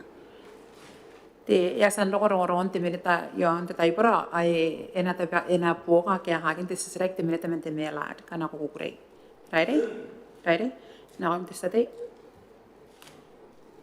Era ba Madam Speaker aya kurei te be ka usrek. Yon te ta be pa nampana te buwa. Spime suwe kangai te kana. Na pupusia te minita re mena yana te preschool. E konan karike te reirei. Na koya tande reirei te preschool yon te yang. Ibukin karabe be andi ke yara pe kau. Na koya ya te nkai nora ki ba ayo punte mane manaka. Ibukin ka tau rawa ya te. Tapa Madam Speaker. Ora pate sati. Ena kaya kakam sila kayo iron te minita ibukin te Botaki ni Mwakuri ibukin te reirei ana por watek ta kayara menaron te yasen te akin na poka aron te kaya kakina te minita ana po to kay pure rape ako na te minita. Korapa te Deputy Madam Speaker. Ibukin kariaiakaki ba nanga kaya siraki temenna te minita temenna nang karinek ada tapen na education ruantek kayai sebangane ada kiperia ibu kia kana na makoron te yo eta urai te merats boga tarina ngai kana sek tisate ya karinek temenna me beya. The Speaker, ikai tawa tisate ya rina me beyang na siraki yo ikurei nanga na kaya tau tek. Ikurei te akin na konta mane bei pa ya sa utapu ni Mwakuri ni karawa te training kita kata na yai. Na ko ya ta nei ni kapen yo an kiripes. Are pun din na pa yai ta nei me beyang. Akoraba Deputy Madam Speaker. Koraba te minita bukan na sirek te mantai te sati. Ya kata wari kita minita na ngai kan na usrek ayo. Tontai ka na ho te Speaker yang ko usrek na be yon nei. Tai bukin na ya pa pai kind of preschool. Ayang kan te men me pa ko ya ake aki re ke na ko ya te pa pai ya panin. Yan bukin ari ang ko eswai pane aya kata ne ya ke eswai ndron te ma kare kata wa ba na ana mena na na. Ayan te ya ngai ite pike pa te pupusi paterange ma karawa kiri te training to wana to bugi ari ki na ke aswai ndo desa ariana ria ni mena ina nona aira pa Speaker. Koraba te sati. A mic. Aya te milita. Koraba Deputy Madam Speaker, aira mana pate sate ya karinek bukan sirak. Ndaina makoron nana pepa te minita te yang karinek. Ia takantani nga takatau pena mga waki na kira patri tangaliri na ko ia waki ka no atri yon te terapatayo ari to una te Madam Speaker ari apa sa ni karo no tanga wa pime wa the master training ke training na ko ia tangaliri ake ya mina yon na ba tikit na IC ari ako na bani popok iterai kai kana no pa ia akan no the training tangaliri the preschool yon na magora kaya kana nai. Ayah ida patan education ada mana ikai ada nak baca IC ya korapa Deputy Madam Speaker. Korapa Te Minita. Sate. Raba Madam Speaker, Yakaita Wariki Te Minita and Kakan Kauoman Okan now Sirakio, I put now Gaben and Sirakba, when the Pubusiri Nakoya, but our one day take me your Metakita one day again, I can the training, but young and Napun. Ita panin roi de baka we kain the preschool yon the young awang ana ben nepun panin na ba ya baka pai kanaro na ba ya ben roi ya re ai ra to na kon ninga ya na mona ke the training ante ya Korapa Te Sate. Te Minita. Araba te beri Madam Speaker, araba sa te karinek mi apayang bukin bukan na sirak. Punong te sa grupo kaya kain education naron na nakanga te sa te amon penta karinek. Takan tani nga pa punong ito ko pa ano riyan na iyo sa usiya pa ati pera iyo an katagoro ya pero ngay ibukin takanga iyo korap. Korapa Te Minita. Sate. Riki Te Minita ayake pokan na usra kera ra par kariyeta Korapa Te Sate. Te Minita. Sana ona resira karimina. Sana Arena the Bakaki don't te Sate me peso de Mena Karineke Honorable Choi Freddy and Akoim Te Sate. By the Honorable Deputy Speaker, how are you? The Australian at the Big Nampanati, the Bubu one met the one on the paper, a Kangai, Nabusi at the military Kariniak, Areta Pena. By a Koran Busmaya and a Bubusi, de peso. Katinwan Maneaba ni Pakamane, dain the back pay, yon peso, kaya Korakura Takanga, Kauoua, dain the Pakamane, and a koyu. Korapa Te Sate and a Gam Sraka, you don't tell me they book into Botaki and Mwakuri Buki and Kirake, Akamira, Takaro, Akamira, Yamata, Honorable Ruth Cross Consing, and I'm the minute. Deputy Speaker, Corine, Icarapa, the State, the Mena, Erin, may be so necessary, or you on a Kiaka, the Tautea. Ikukrain Kaouman the Sate Yarine, Pataurai, au Botaki Mwakuri, Dinano the Bubusi, yo, ni Karikipe, met Botaki Mwakuri, Akiakona, ni Regret, met Pakamane. Korapa Te Minita. Bukan of select the Malta the Sate. I thought the Deputy Madam Speaker, I thought the minute and a care. Bukan the Shrek, I spun Kauoua, Beso Sec the Takawa, upon Beso Jabmakur. Sibundian kainano tinua anatapon pakamane. So we share the Minita Karinek Botaki district the Koran to pay Yakanga Kara area Aikwa Tika Yatain Bakaman Resek Kara Rekanga Aikawai the Inarun Tain Kanga Ayo Korap. Korapa Te Sate. The Minita. We got about the Sate Yakarinek may be so you can 400 like a toy sigan kamata title than a youth Bakamani, the Geriki Metamon Nakimakuri, Kayamani Kara, but Ayatani Bakamani Kara, Epon Kakurme, Yatain, kind this if you can. Kangan now canting about to back never I know Yakara and Kayapon upon Sukuna Yatain Kakuraki, me Tan Bakaman into Maninakimakuri, the Korakuri might see at the boat at Namada. Korapa Te Minita, Sate. Tapi the Deputy Madam Speaker, I thought the minute you went the unnecessary Kamata Melo. The Australian Bugiari, the back big, the man in that Maul, Manga in Orake, and Korakora Yakanga, begin to Kati Rhino here, Yapon Kara, I saw it on the man in Kara, the Yamana car, upon car, I don't want the Mawina. I know Struck. Korapa Sate, the Minita. I Karabari, the Sate Yakarinek, you can poke on the necessary. A young Kande, Ibukin, and a long spoon, the Tayos, Puntabin and Karakan, my sin the Tapani Pakamani Yonibies, okay, Yakunan confirm, but I will get in what the Tabuke. May it again none or Punyan Gawain and Evan Nuki, a kiosk, Carnibies, so Ibukin Kaukan, bank accounts. January and Konan didn't go bank accounts in the kiosk in a Dimeto and Sukui Beso, I want a kiosk instead bank on. I begin none or Sranka Maya kind of tan pakamarin de manin naki Mwakuri riki kaki to I kawai riki pato anakonan na megina ti kanga ti bebe te kita convenience are nari ken kanarna ba pun paid na ba directly na kon na ya account so kanarna ba a set up ya bank accounts o ipun na kena pa ta Mwakuri ba apun receive never the payments an na kon na bank accounts in kato na makaina o sa kin katinuan ko ta ke kana bobo kyan ara pa Kuraba Te Minita kapenen bukan nam select the sati. Prabha, the Honorable Deputy Madam Speaker, Skarabari, the Minita and Nagaka. I talk by Kauoman, the Bakamani, and I opened the Murur. I asked and Mwane at Tandimi money in the time to what the Tayakaina, the Bakaman, I will see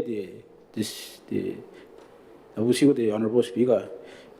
You want the military cabinet, the Nangani Yeti and Aruna pay upon boy at the Maneaba the Honari to buy a can Caberia kind the Rairana upon Sun did the Maneaba. Kuraba Te Sati, Te Minita.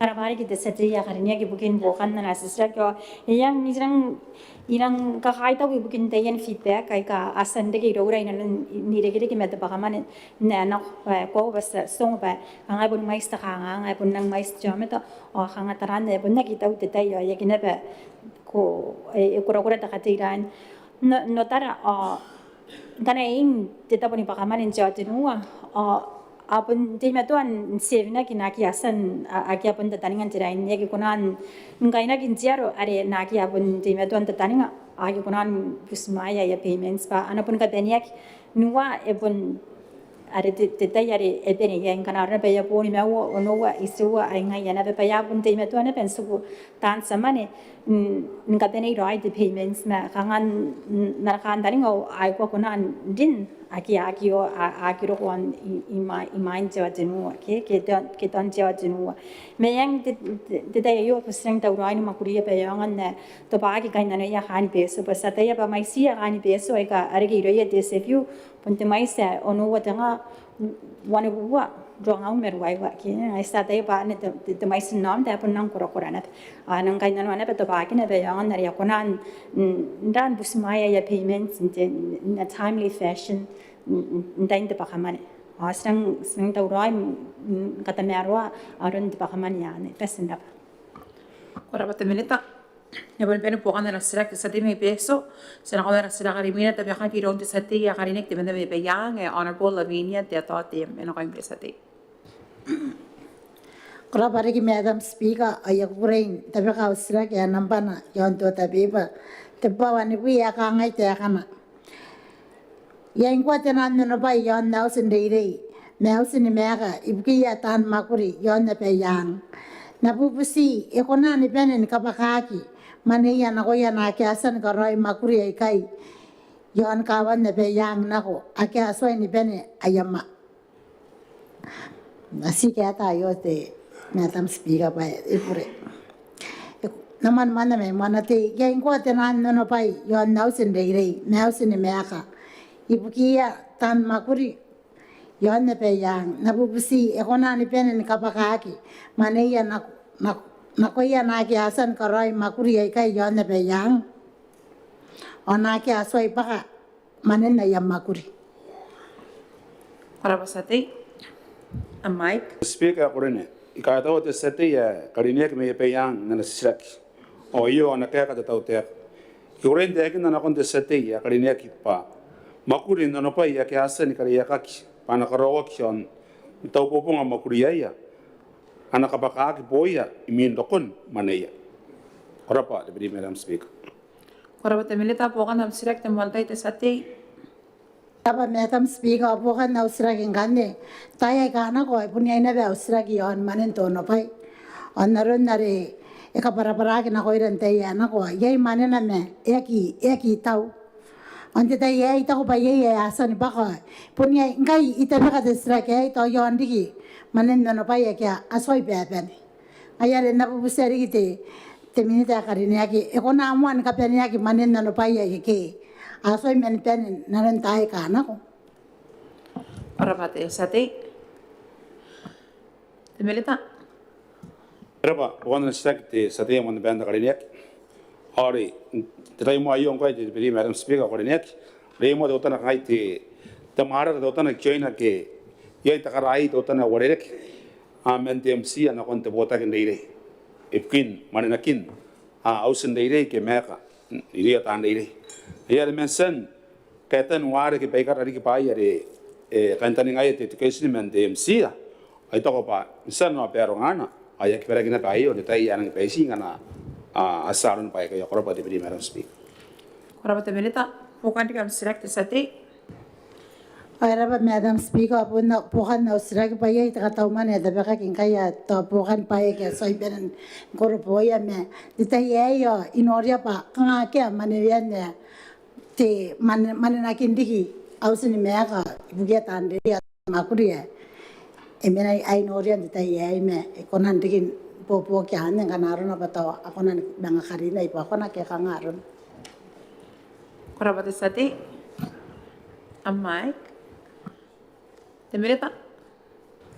Korapa, te piri Madam Speaker.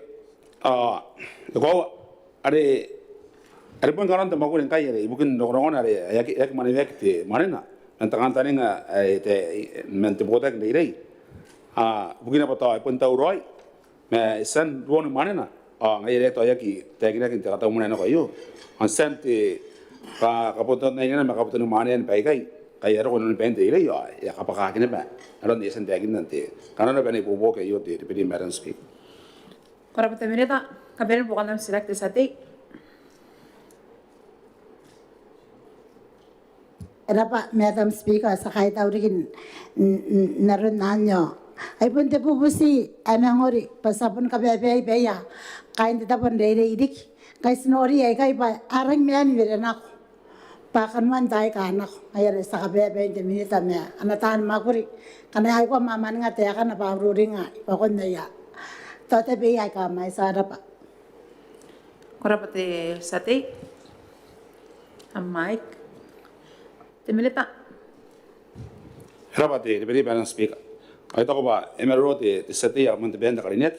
Ai toko ba ni apun no tan Mwakuri mente education. Ai toko pa ngana ngai ni kakao ke yo. Kai non te pe yang dik. Ya stan eri o te. Ai pun ta kanga ngai enang kai nok kamita kami ngoro ibukin karinet te pa ko.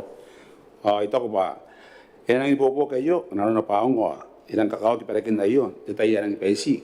Mensen te peperong eri yo. Sa tata we pa ya ki perayo nano na pa. Aung te pana bubusia ng kakao ke yo kora pa te piri Madam Speaker. Kora te minita eben pokan na sirak meron na sate bebeyan senakon na sirak harimina tabi ka kirom te sate may peso te menya karine ke honorable Choi Freddy en on te sate. Rapa, Honorable the Madam Deputy Speaker. Ay kukurin tabi ka ausirag yon do te beba nambana te bubua wana pi me uwa nakangay te akana. Napusiya te minita ya kariniak hari tapi na pairang kora te metuan kain anuan tiran ni moy ya isagi na kon te peso. Napusiya te minita pa enatopagi ni ngai kain anu ya yo korap. Kora te sate na ke kakam sirak ayo ron te minita ibukin te Botaki Mwakuri bukin Mwakuri Karikirake o te metuan kora honorable te kewa taras en on te minita. Speaker korine kai tau te seti te manna karine ki mi peso nana sirak. Kurin ko te seti yari ne parinanun te Karikirake at the South Tara Water Supply Project. O yon koi nang kai ndoko teran isak iri te poto nama te yon South Tara me peso. Kata tau ki rokon teran isak yan menga inanun te rike yo. Krapa Madam Deputy Speaker. Kora te minita pokan nam sirak te sate. Te kai tau Madam Deputy Speaker karabari ki te minita nana kaya. Bukan di sirak, walaupun tim itu anak kainan di bugin kainan tiran dia mau di Isaac, kais kauoua walaupun tim itu busira, antang nak koira repotan nama tapi bugin na yo. Ya kurang dek kan angkat di minitan, di kakaya tu na temporary solution kita, yang an temporary warekaki itu ya, kurap. Kurap sate, di minitan. Kurapa Deputy Madam Speaker, ay kakao kasi nakaparapara te kangan dikiti te isu ati ang iyaro te poto nama.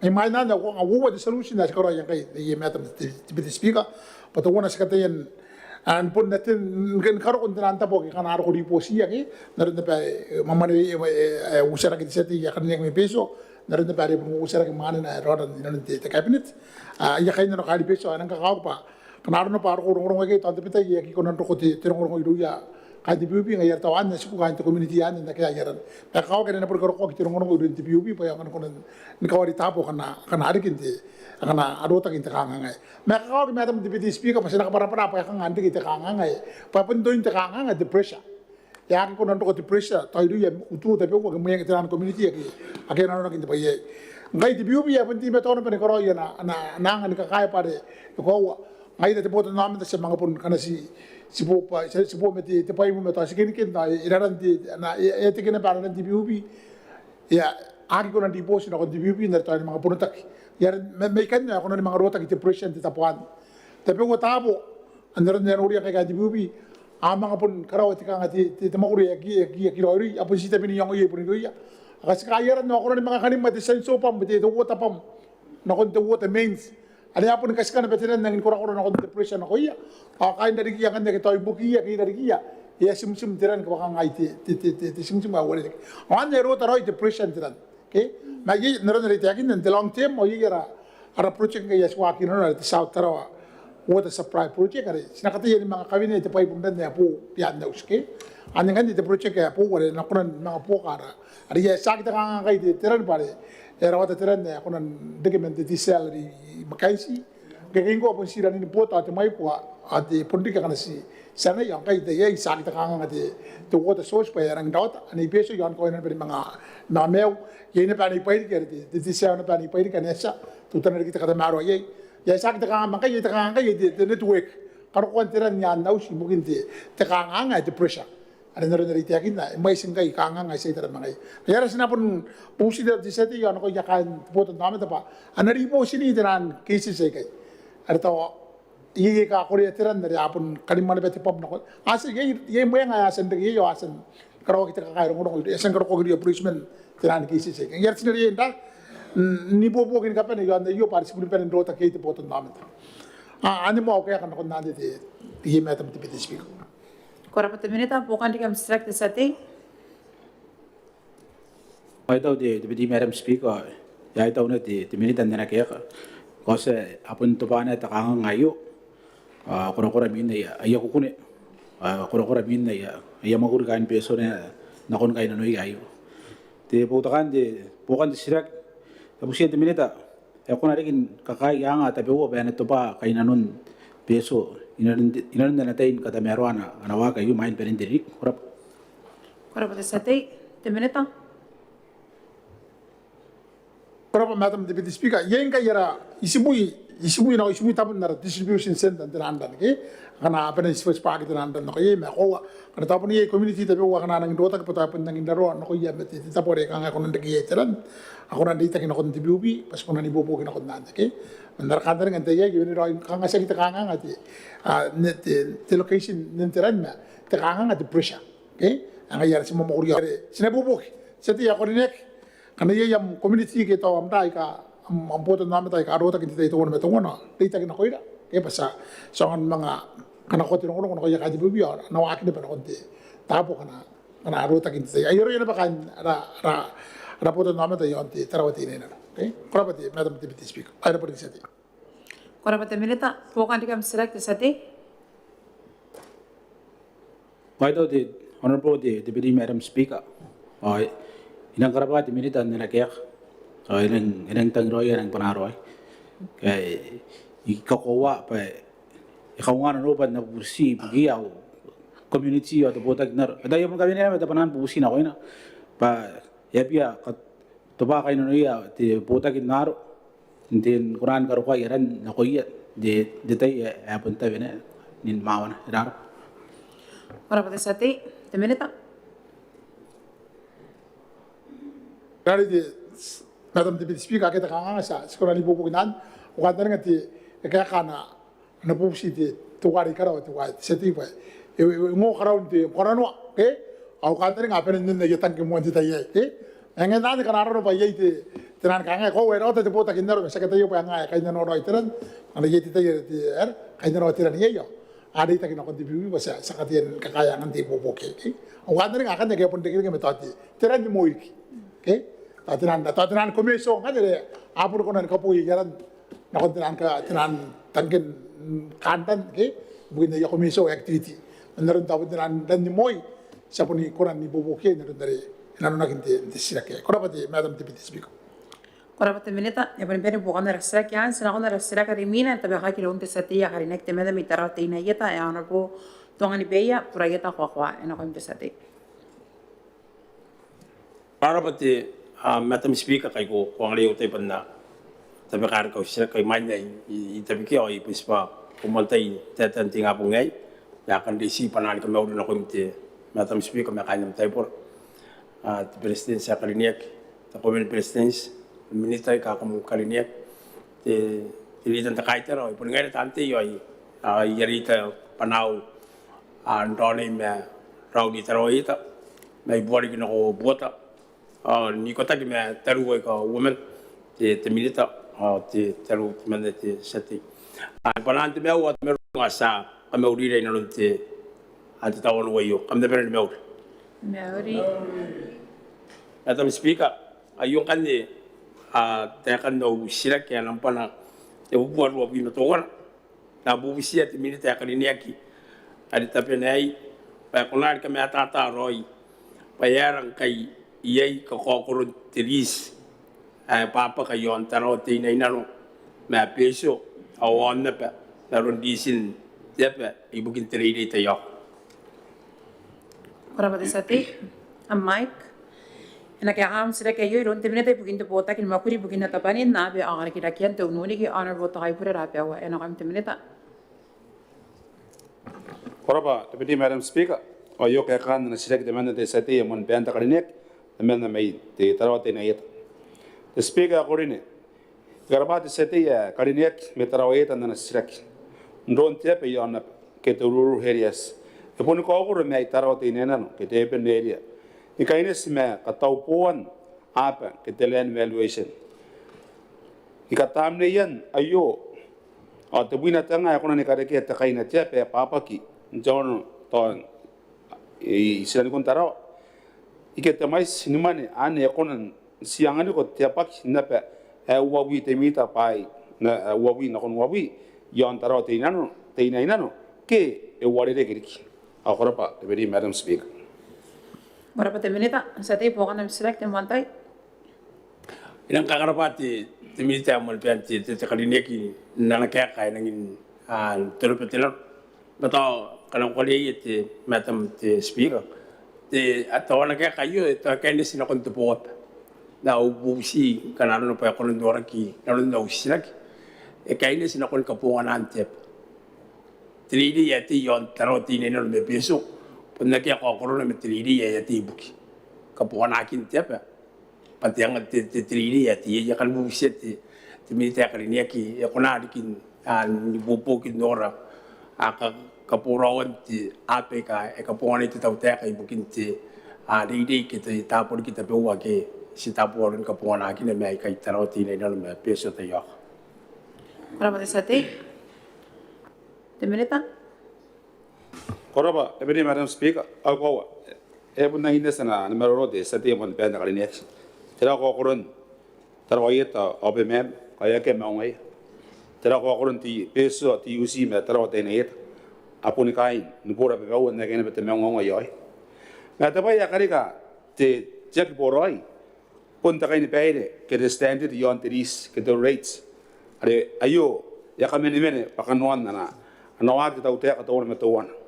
Ada teragi, kiri mana dia nak mana kaya kari ya, kaya itu iregerek metelan valuation. Ada kaya iregerek kaya nafika, atau Mwakuri, mentera ni bawa apa, sekarang nana orang-orang tempat-tempat. Ada kaya Kauoman apa ti tarawih itu dia MnM kita ati butari. Pa Kauoman kena ia bawa apa, pana bawa into courts. Pana sekarang kaya na value rai, ada rate ngai dah kanjelans. Ayah yang kanan orang apa apa istilah untuk bawi. Ayah yang konan dek iyai, anda valuation ara taman Mwakuri. Ben sifika ke yon tarawa para kain tarawa apun bawi, ya kapun aku ya payah. De bawi. Iya rian kan ya karo kita kataunari. Kero na rate ke na evaluation te tau te atau na tawana ke tonga da yo yonte. Te pa era na pa tita nei ke te standard ke to te rari ke konan nari. Me na ron nari nang tirete na ai ngota na road sa ti mon penta ka ni. Pa tira ko koron ale san te akin. Wanda ke ko koron na ko koron non te mokuri. Yon te kataupo yon ay san Maneaba. Deputy Madam Speaker, ako man tibani kariya. Kana na ibobo kayo na kon sa di mo takaninet. Ako ra po, Deputy Madam Speaker. Para ba Minita? Sati? Ang dara ba ti Minita karinya ko nang inibubo kana ana kaya kamati tapon ti ko rin na kon ti Minita karinya ko di tapon ti tawta kain kana ko na nuro ko kurun dari ti po pe mati kapuan akin ti di sinakin akyo pari tapo kali sina kay kasi tapo ay purpose naron ti tiride kangapon adien si tapo tiran gisa yang din nang lagi no kanaro no pa tabusia ti Minita kanne kanaro no pa e kona nora yo dinalo na meti tau te kan teru pa no kona ndike bokaya ti tanda pepe ke adi sina ka pe i sina kunti taro ti ne no me peso te yo Kora pa Sati? A Mike? Minita? Erapa Deputy Madam Speaker, away sa tiya mon benta kariya bukan na sirat ya mon te benta te mearu ang tangiroi na kundi giribas. Ada ito ko pa bukan na sirat ipon nang kakaya na ko. Tataw tiya kayo kete Minita amin ang telens. Ada ito ko pa ipon nung te giribas ayo ng tiyaw sa mon benta kariya kayo. Tira ito uwi ani pitakin. Takain na no ya te bigat sa tiya mon takariya. Aw sin na ayo. Ako ora pa te Deputy Madam Speaker ora pa sa tiya mon takariya. Kora ba Minita? Ben bukan nam srak. Ina tabekia te Sati me tarawa te ina nanu kariaiakaki ano po te poi wai. Ina kai? Kora sa pai ira pa ti Sati ere ana te pakai yung ka kareke tu ana pa ina kona andi sa tarawa te ina nanu. Yei te andi se kai matau. Ni me wa tenga onu bubua ntiririki.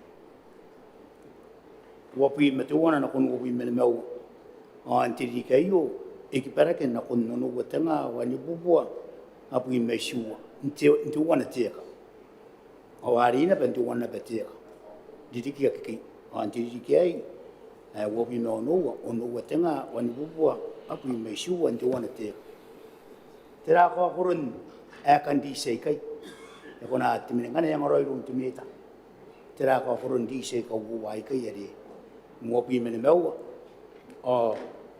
mwapi no wantiri dikian. Kora kana yang roi. Kora pa Sati? A Mike? Ari itaw haban ka taw roi na kon te Sati me tarawa te ina yeta. Me kare na kukuri te Sati te Minita ni kaya ka ko taw roi. Na koy? Kora pa Deputy Madam Speaker. Kita ka nga ito taw roi. Na Sati MnM ka ni Minita te melats bukin kai nanon te kiribas dikiti tepan topa kita tarawate ina e kowa nanon na mane era te ke tera ko korona kai mga kipa na kon nari yo ari yo itaw ngai simaroron tain kometanakin te Manga Kataumwane ari tira na umeroro ari meroro kinare wowa tianga ke tira wowa te methods ibukin karawan ana rates the lands yon the rent review. Arian mere kanon na Mwakuri as isan ka para naron na utain ka para. Are ke pay kay men buwa pe yon taro. Buwa pe te Mwakuri ke isan kun taro. Te maisin depend. Are yo sino ko menteni en te wana teka. Ikan ne ya karo ke ikan ne ara kasine pa irawa te rate no sino ko. Ay ya kan depend ako. Ni me tanga ono bubua. Ayakanga ni mga depena ko. Ada dua watanga naron te to komeso. O ikan kan naron depena ko yang kan. Naron te nang go te methods. Resan te tere ari asen dare ngatiri tere. O ito ko bangana yung te peso ti taraw te na yeta te peso.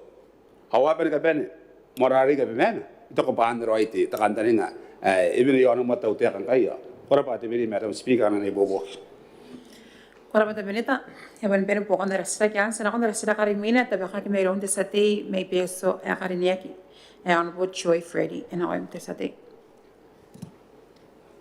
Berapa di honorable di Deputy Madam Speaker, ai gureng tapi kau sirak, nampak tu buat wana pi mati nuah, jangan tu tapi apa, kangai te akana, nabusi Te Minita, kariaiakaki hari tapi na, patira nanga, kata merua, nakon tu norak hari peso nakoya anak tahu kita ibukin tepakin kaina noi ya orak, karo, aki iria orak, kaiak mana pai, kurap. Ora Te sate na kaya kakam sira kayo iron Te Minita ibukin te Botaki Mwakuri ibukin te raruan te meauri ako to ora kana po posinawan. Na ko Te Minita. Era Te sate yari ni te menda mai peso o io kaya kana na sirak. Ina te meto au tapo ni Mwakuri ni tararua. Dararua o ni katamaro a te Mwakuri ni kuakua. Mei rui a tau kita na ko i ora ki o ni peso o no nora ki a kia Mwakuri ei. Ora Te speak. Ora Te Minita. A mic. Te sate bukan nam sirak te mantai. Berapa di Deputy Madam Speaker, ai Kaitaumwane di Te Minita na kaya, ai apun karapai eri tahu kita, ani sekiasan ni bobogi, tayo na koya, nakon kayo noya di kain peso, bukan di sirak, iya nangan kata meru di Te Minita, aku nan bogi tahu kita pernah, nabi petiri, arun ni Mwakuri ke kata meru yang Mwakuri, ibu kis bangai, erap. Ora Te sate Te Minita. Abe guruguri ya wanga kaya nanga te Botaki ni kuakuan boki ya tau kita. Ako na ite akin sa bahay to nonda kito wana te boki aka metintinin te tamins. Ma ana in mai sana Mwakuri te Botaki ni kuakuan to wana. Pon buto ka na yari tau kita. Ana na koroi. Te kauoua sa bahay kamenga rawaya. Ye te kai okoro ibukin baya si tau kita. Amone pa ye te dokta o sikarona ba kai ne pa yaru ena me ngara ngana wati te tairiki ena okoro ena kona ton na kon manga tataru ina no ngana ro na pa ke ayoraki to ka masui mate ya tutana ane kan ka ena ngora ora re bubo bugi ya dokta sikata yane bangai ni Mwakuri arun te Kauoman no ia pa ana wa ko an baka kanga aya mane kana na rin baka na ko ia no ne ta inti ya san kariaiakaki terari inga ya ron na ya arabo kana ko ia toktes tayan diri ya ka ana kainis na ko ia ibukin te to kariaiakaki na yo kona pai mayara sekona ni ko ia tayan specialist kita anda pa ko wakan sekona ni pa mga pun kana ko ia pa na kay diri ya kai Mwane pa manangan na yariri tau te sabi bayi. Kanaro pa yariri ako kinakuya. O sila ini buto kaya. Akakaw kito kora kaya kanga. Ayo kada na kaya ka ana bukan na sila ite sabi bayi. Kura pa? Kura pa Te Minita. Sate. Kura pa di ako kaya tau Madam di Deputy Speaker ay kaya tau na di Te Minita na kaya ka. Apon di tikaran metata roy hirang ngapapa ko metata ayos tupaya kaino noya to kita ibugia araputan nomet ararap te bukan sirak angai karigati raki uri te abusi Te Minita ekonan kata merwa anang ki angai yari gara sirak yon Rairana customer service te Tapon kita so nesis na approach na kuya ay orak intain kainanwan ay service rap.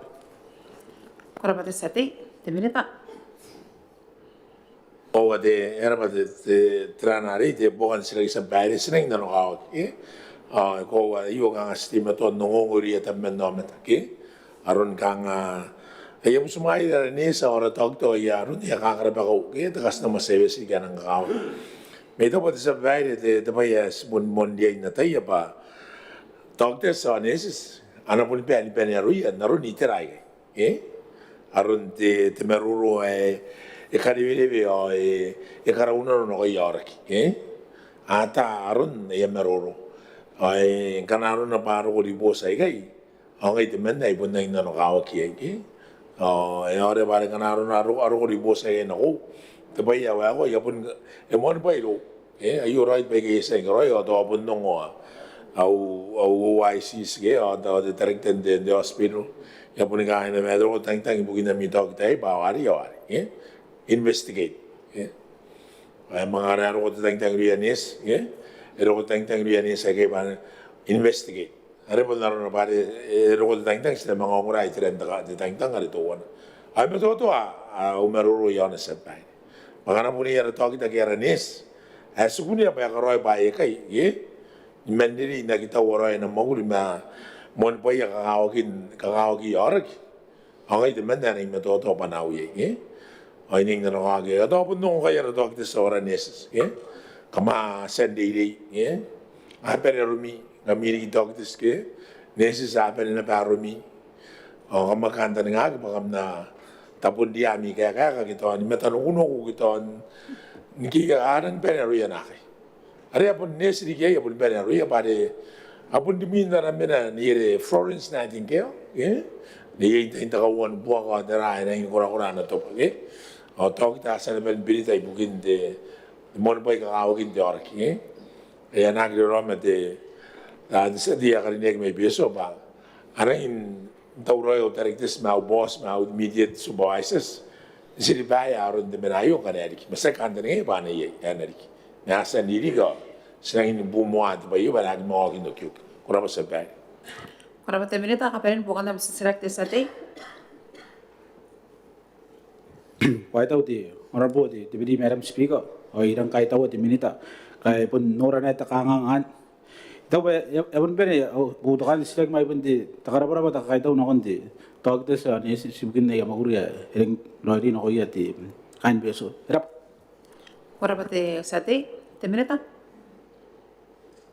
o era para de sate ya karinek me beso ai nagre rama sina mountain nera rinta wa mina na anasikin tabe yang on Roma yo ai to ba ka ngayong ngai tan Mwakuri ngai de Botaki ko wanis o doctors ke ari yesen bul mer Roma o directors bai ka ngai sira ka kana mo mende o sindi sagi sira ka pain ta ngor no sira ka atabe ka bai na mekin ai bai ka sendi ke ya resena nora yo ai ke pakanon mo ara to wana nagre Roma de satia ka nek me beso kain beso pun kain kiri bes ngapain ba sena ko ba enaki kuran diri gayo non na ya Mwakuri nes auto tes na ya orki kora pa te minita ya pun peni bukan na rasa kyan sena ko na rasa karimina eta pa ki ron te sate me pe yan te melnya karine ya honorable Lavinia te atati mena ko te sate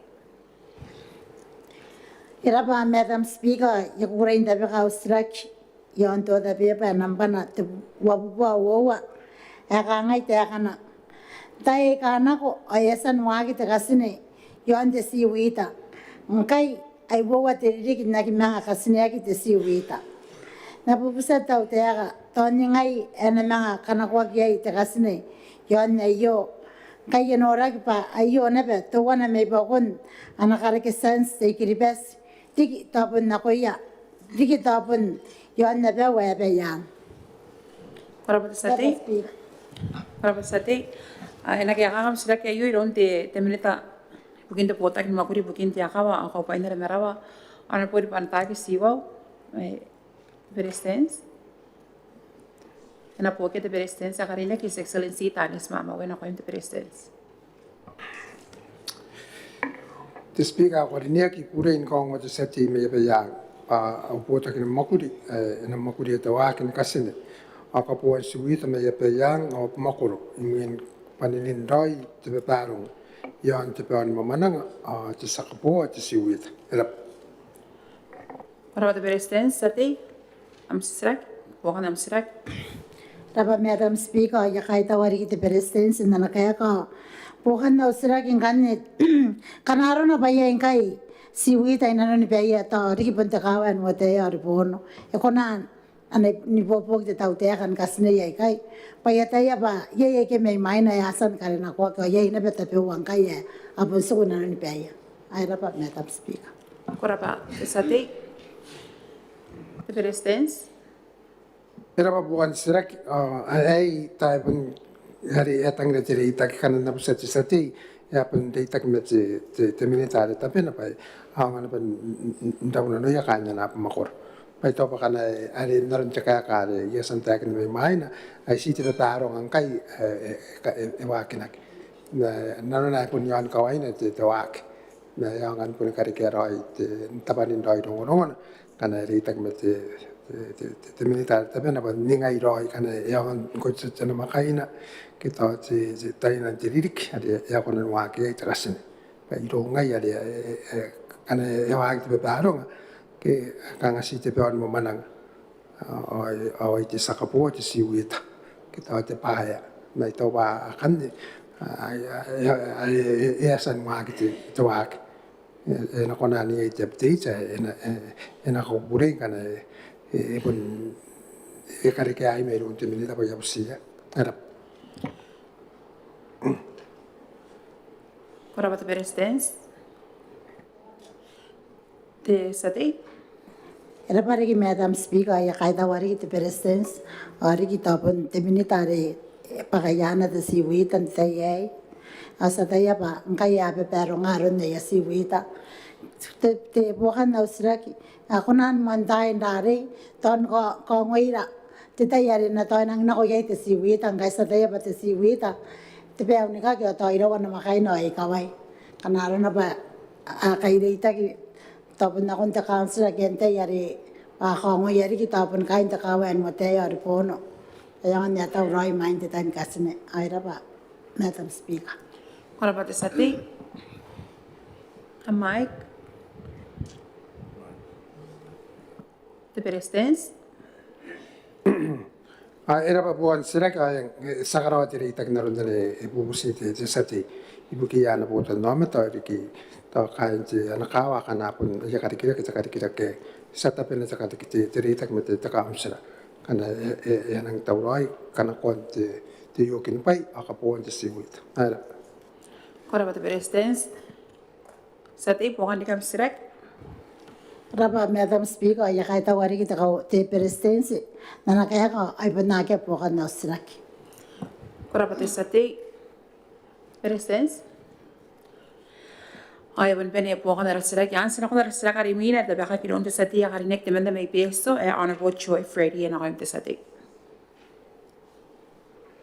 Korapa te honorable the Deputy Madam Speaker. Ay kukurin tapi kau sisek. Yang tu tapi apa nampak te bubuwa warbi meawa ay kangai te akana. Napusiya te tau te aka ay karinek. Pa ako na nora kaina nun te peso ibukin na nakanga yon pinirakin bon days men te PUP. Ani konan katuai menga ay kauoua tanga ni me bubuwa mai sia mai sora pa korap. Korapa te sate na kaya kakam sila kayo ron te minita ibukin te Botaki ni Mwakuri ibukin Mwakuri Karikirake ang katay metuan kora honor po te kewa taras te na kayo te minita. Korapa Madam Speaker, ikarapa te sati demanda ari may peso na nasiraki. Ay kan kaong te sati yari ne pati taute kay nora te kanga ngayon piniraki ni ponte mita. Maki mo te pepari ibukin kariken sponi peso de sola. Ye yana katrata te taute kay ibukin pokan te kanga ngayo pa yang an kunan ngwale ke ponte mita.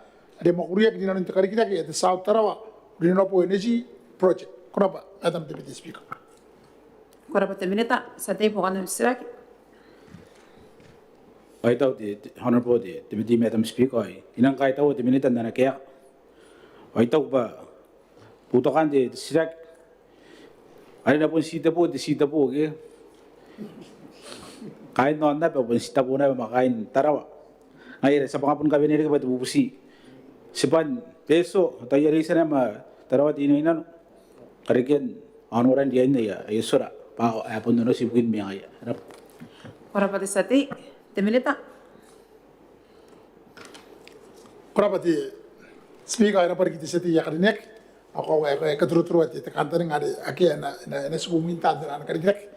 Mereka wata si sekarang te kamu te yai barang ati te Karikirake yo te solayo kang apun ibukin tapo dia ke te siai.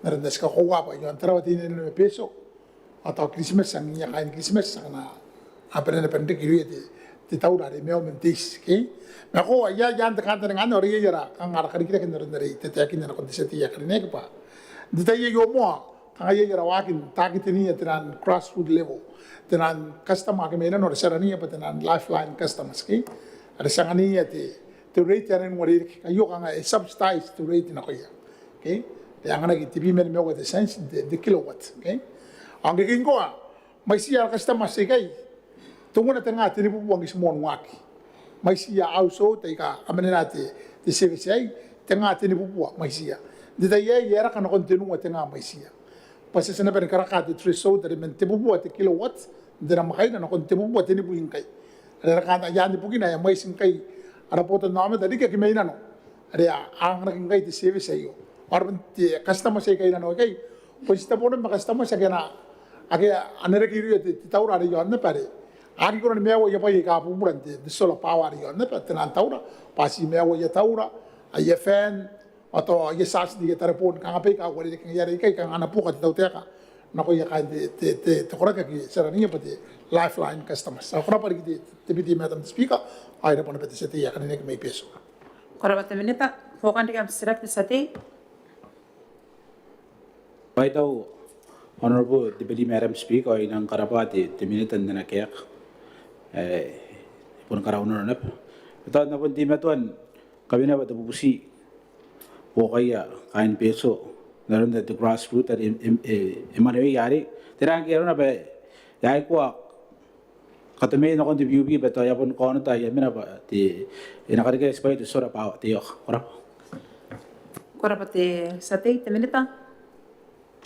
Korap te biti madam speaker pergi sate ya ko naroon na ko pun kanya no ayu ma ito ipa na ko na yo naroon na itiyakin na kane imeo taraw tini na me peso kana imeo ara project ari pondi kyari yere kana te power grid ari recommend sola na rin na ko image ma ara power grid yang kaya imeo mente sana raita ay na ko na rin ka PPT ari kiti the rate ara kada rin ara poto na me te yo taraw tini no ki the grassroots ako na ni mga kiti ka kiti ka rate kana sa mga review te tariff te tayad ande phase 2 as makuri yang kai arari I pondik a phase 1 a phase 2 kan sila mga karoya ina pubra kai para power sina kada kemen notan tai rena the floating solar grid rena PPC beso ande kan dere kanaro pa ako nan sai kai to no konte ang ara katartara me mere wabu me suwa na penen wabu me suwa no kon wabu anua ai nan kora ya mo tan 70% na ara isa de BUB and meo men the solar grid